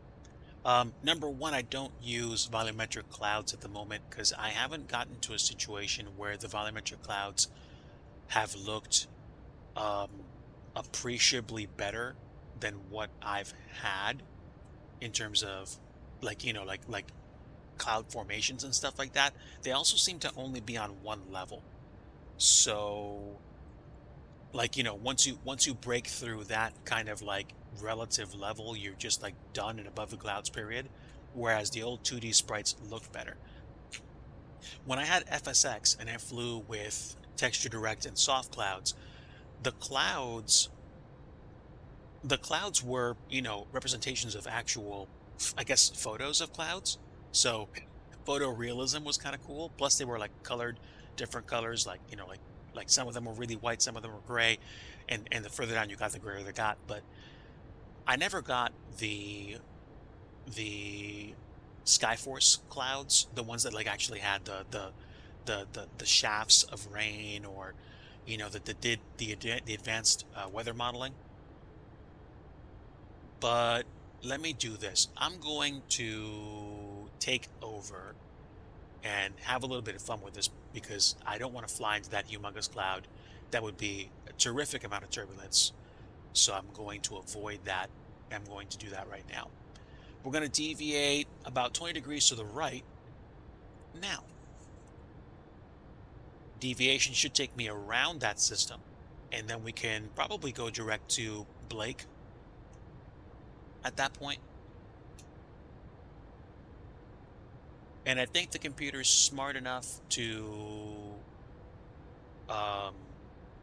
keep descending for us. Actually, I'm going to deviate some more. I think 220 is going to be good. And because of the deviation and the speed, I think I'm going to go ahead and accelerate to 2x.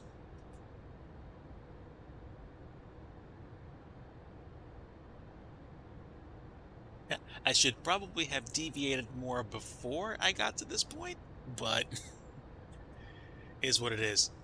There's that turby-turb. 225. Okay. Yeah, we got turbulence, all right. That's crazy.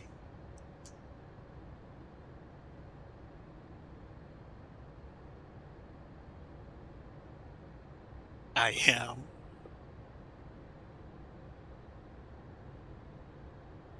Okay, so now we're around that system. Now I think we should be all right, more or less. That's a pretty big cell.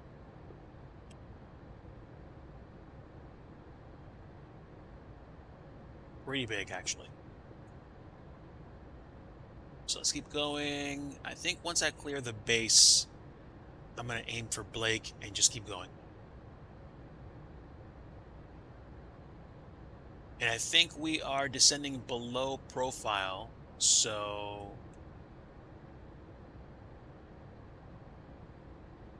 the machine's intelligent enough to understand that at least.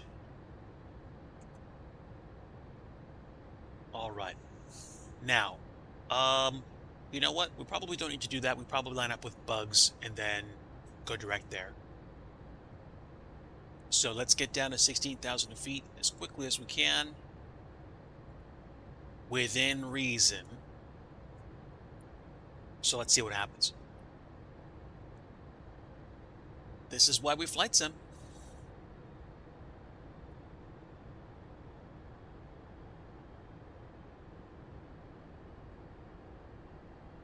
Okay, so 2,900 feet per minute, that's definitely sporty. No joke.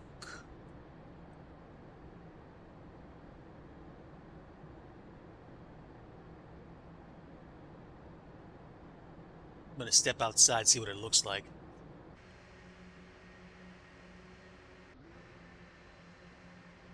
Yeah, so if you consider the tops of that system were at or above flight level 410, it's boomy.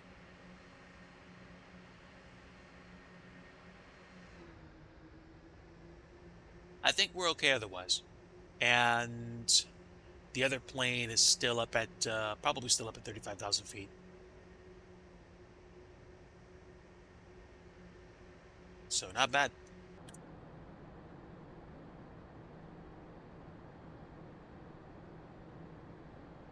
Okay, let's pick up the speed a bit. Back to 2x because I'm lazy. And we will get our range down. So we've got a little bit less than 80 nautical miles until we actually touch down in Orlando. Actually, probably like less than 60 nautical miles.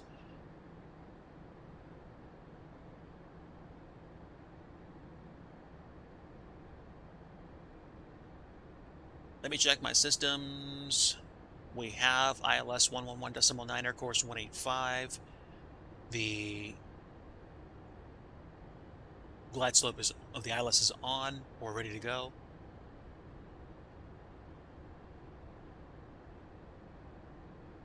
In terms of Orlando and go-arounds, if we have to go around, we'll go to 4,000 feet, so we'll probably keep that there. And honestly, if I set 4,000 feet now, I should probably be able to arm the approach speed. 4,000, coincidentally, is where we're going to be coming in to the arrival. So as long as I enter it nicely, we shouldn't have a problem with glide slope. I hope. I hope. So we'll see. And again, we're going to be looking to exit by, I think I said Yankee or Zulu. Oh, yeah, and about that, I want to go back on LNAV. We probably don't need to go direct to Bugs at this point. We probably go direct to Bunny. There we go. And we are below the standard pressure, so let's go ahead and take a look at weather for MCO. Weather right now is altimeter 299.4.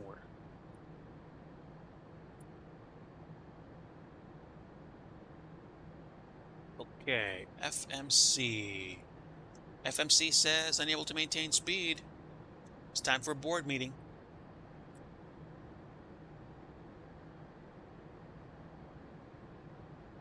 Okay. Board's half out. Actually, let's take them all the way out.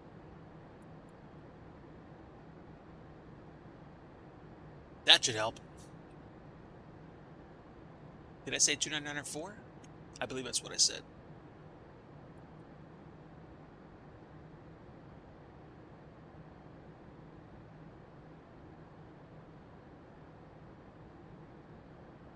Everything's compressed on this display. Okay, good. Wow, just like that, we're under 10,000 feet.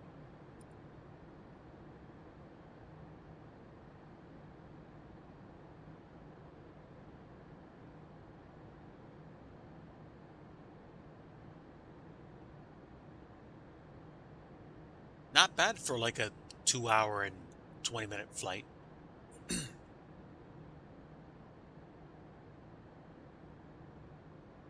All right. I would say at this point we can go normal speed. That's good enough.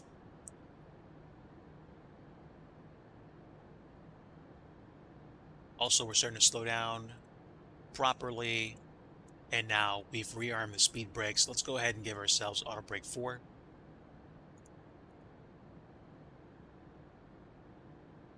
Auto brake 4 set, speed brakes armed. ILS frequency is tuned. And literally the moment we turn to final, I'm going to go ahead and arm approach. That way we're good. We'll reset the heading bug for 185 and we will prepare for arrival. If we do have to go miss, we'll go to missed approach altitude 4,000 feet and we will go to Canby where we hold. Or we'll go missed approach to 4,000 feet and racetrack back to Naval because we're not on VATSIM.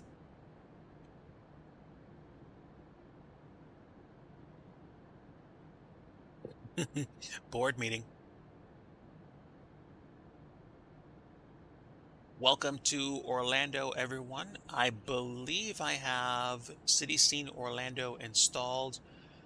I did that because I wanted to get as many buildings in P3D as I could for Disney World, but admittedly the Disney World modeled in MSFS is exponentially better than the Disney that's in P3D. With that said, I'm happy to be flying P3D today because I haven't flown it in a long time and I do like it.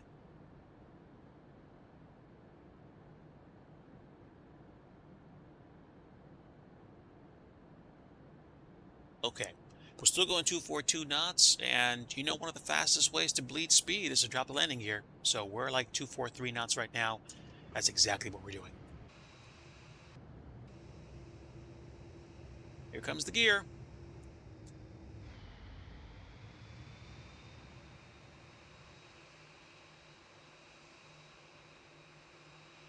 Superb.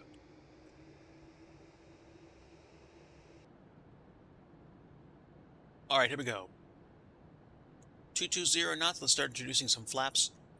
Flaps 1. We're going to be going for flaps 2.5 today. And if I check my approach speed, what would that be?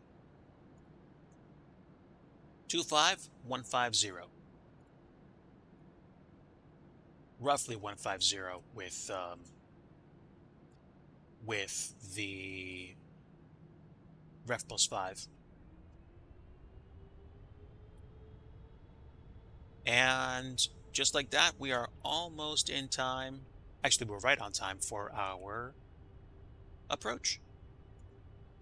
Approach mode armed. Localizer mode is active. Glide slope.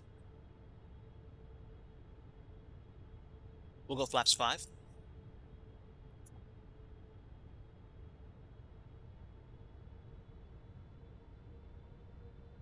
And we are descending. Good. Flaps 15.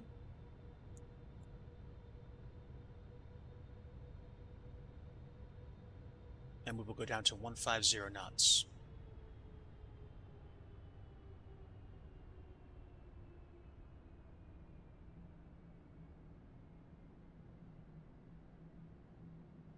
Thanks again to everybody that came out for today's stream. This is not a flight that I typically do, and to be completely transparent, I do like me some time acceleration to cover large distances. But it doesn't mean that I don't like doing long hauls. It just means that the circumstances have to be, nicely configured to do a long haul normal time. It doesn't mean I won't do a long haul, late at night, but today's flight was great. Let's get down to 250. I'm sorry, flaps 25. What did I say, 250? Flaps 20 and flaps 25.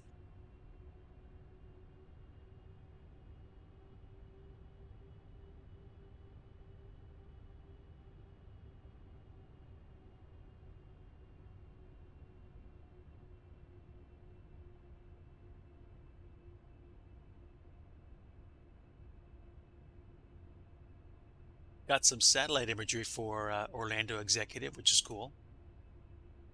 I wonder if they modeled any custom buildings. It kind of looks like they did. Kind of. Place is pretty close.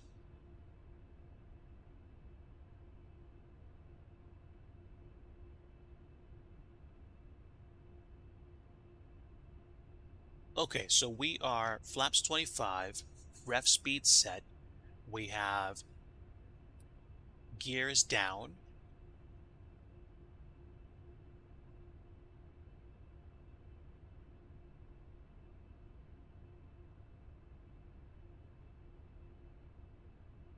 Flight attendants, seats for landing. We'll get the nose light on. And that's basically about it.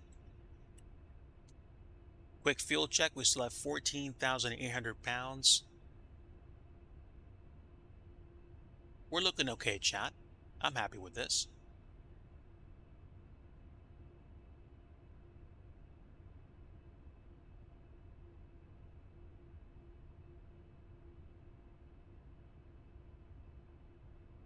Just above 1,300 feet. We usually break autopilot at 500, and then we'll take this bird down to the ground.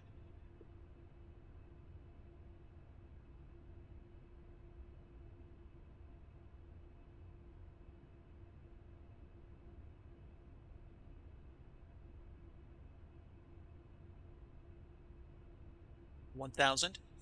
Stable. Winds are variable, but it's not even a total tailwind of 3. So we're continuing.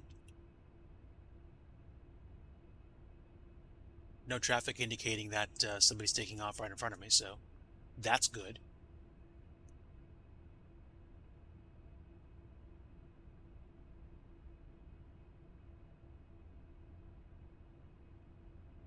$500 feet, my aircraft.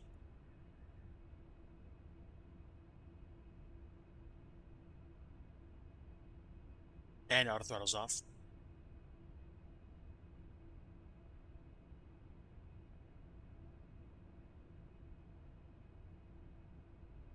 Winds are favorable.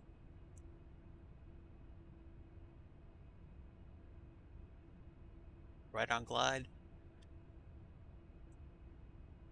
90, 80, 70, 60, 50, 40, 30, 10. Long landing, but good. Reverse green, speed breaks up. Reverse working normal. Auto brake disarm. Reverse good.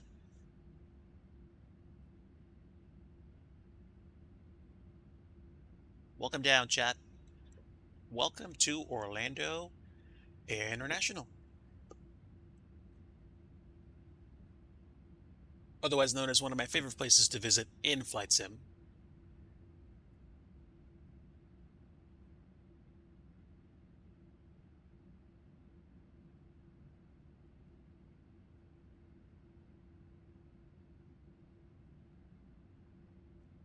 All right, what are we looking at right now? Let's see, anybody taking off? Doesn't look like it. We're good, let's cross. Let's get the APU fired up. And we'll get the landing lights off. Taxi light on. Strobe lights off. And wing lights off. Okay. APU should be spooling up. Nice flight today. We are ripping it to the gate. Let's go.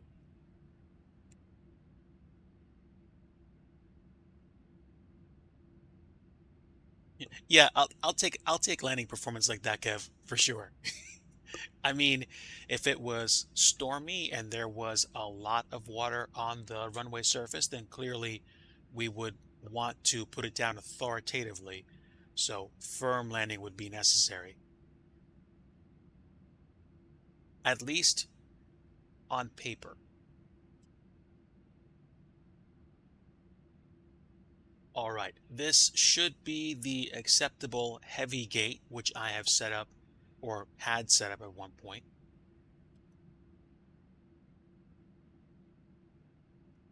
Okay, autopilot's been disconnected.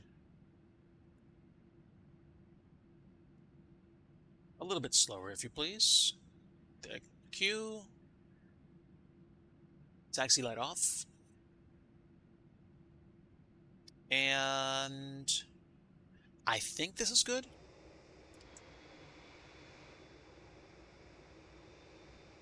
Yeah, I'm going to say good enough for me. So let's go ahead. And before we go, I'm going to go ahead and do one replay just to catch that landing. And then I think we will park up and be done.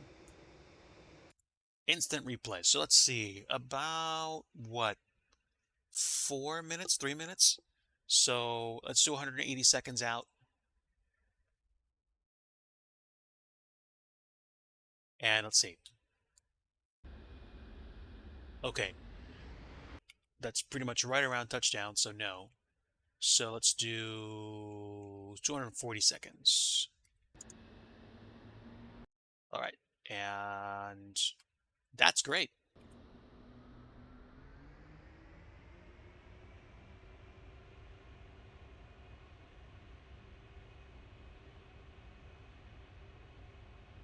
Yeah, I would agree. I would agree. Being able to maintain control of the aircraft, being able to bring the aircraft to a stop safely, successfully, that's paramount. If you butter the landing in the final third of the runway, you're not going to be able to stop. So clearly, that would be cause for concern. And what time is that? It looks like prepared. Nice.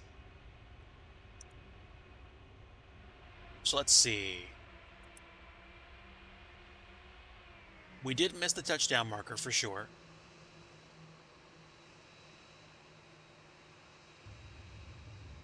But honestly, that was probably like a minus 250, minus 240. I'll take that.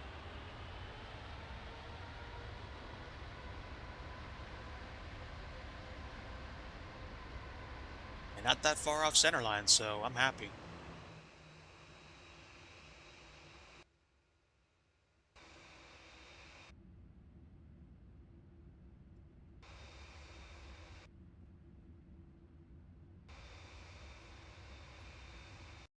Let me take a look at the landing from passenger perspective. Like 200, 220.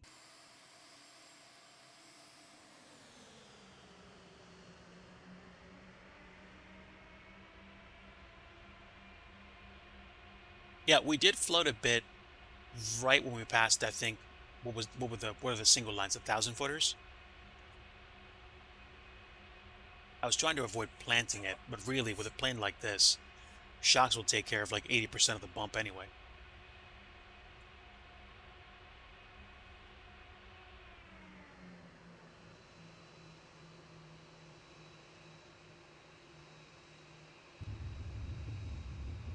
Yup.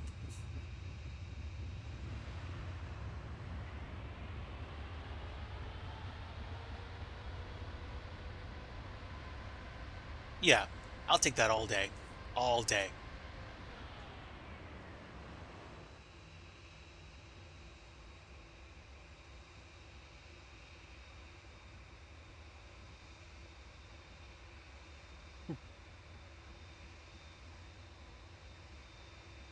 Okay, so flaps retracting at that point, taxiing to the gate. I'm happy with that. Let's start packing this in. We're at the gate. APU is running.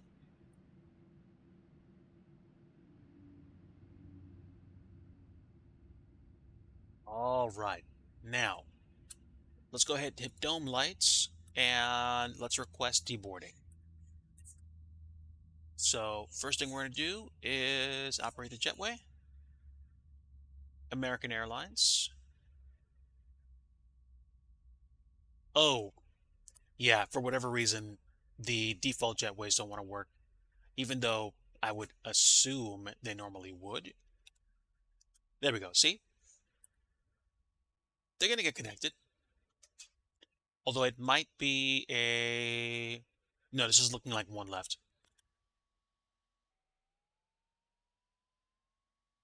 I'm happy with that. We're probably not going to see deboarding, so it'll be faster, and we can get the deboarding process started now.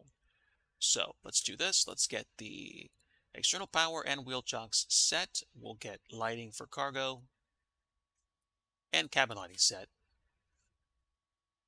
Bulk cargo, aft and forward cargo, and door 1. All right, so let's get inside. Let's get the external power plugged in. And now I can turn off APU. Seatbelt signs can come off. And now we can start deboarding.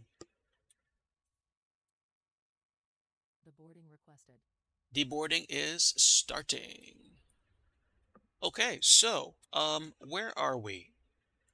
Stopping the clock right around 260 minutes. So 240 means 4 hours. No, excuse me. Does that make sense? Yes, 4 hours.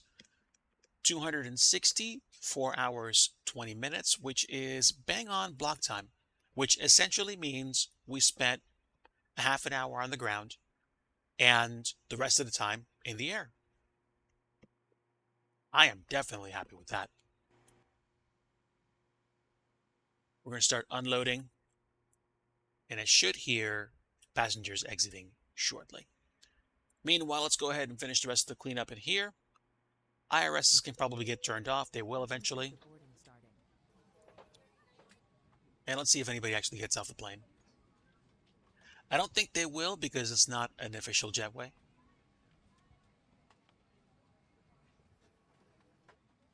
No, I'm pretty sure it's not. APU's off, external power is on. Dome lights. All this can probably just be taken care of. We can turn the fuel pumps off, of course. And logo, nav, and beacon lights can come off. And that's about it. Beautiful. I'm happy. That was a nice flight. Nice chance to get some scenery development in. Nice chance to get my thoughts out. And once again, in the beautiful state of Florida, looking at the main building, main section for the airport, the passenger terminals, and then the trains that come in, the trams that come into the air sides. This is my favorite air side 3, and not bad. I mean, we could probably even sneak in some airplane watching real quick. Pick an airplane, see if it can actually set up a new view for air traffic, and try to find somebody coming in. I think that's it.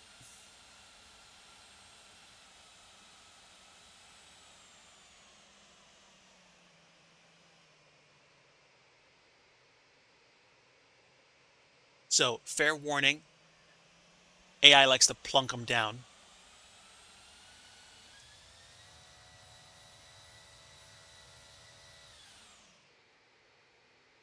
Boink! Oh yeah, firm, friends. Quite firm.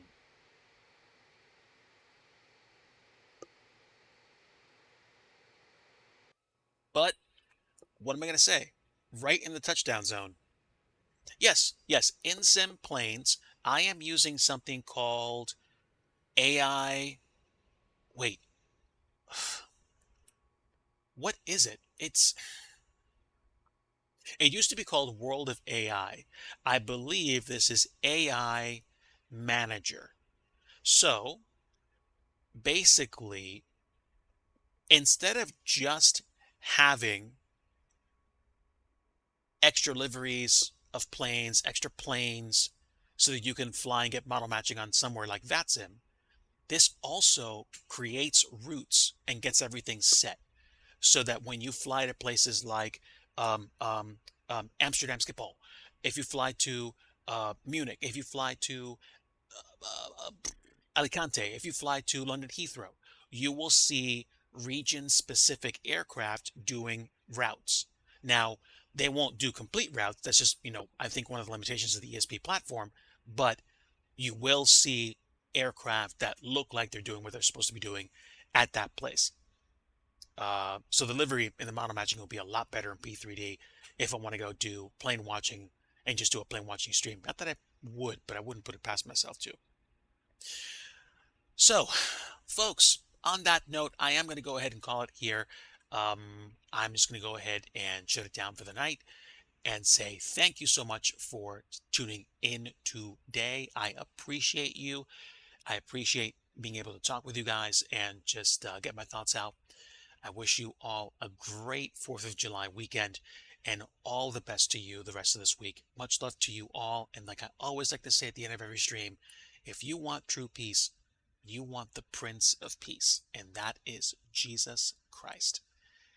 My friends, I'm going to go ahead, lock it up here, close these cargo doors, and call it a stream. Have a great day, my friends, and enjoy the day. Wishing you well. Lots of love to you all. Take care.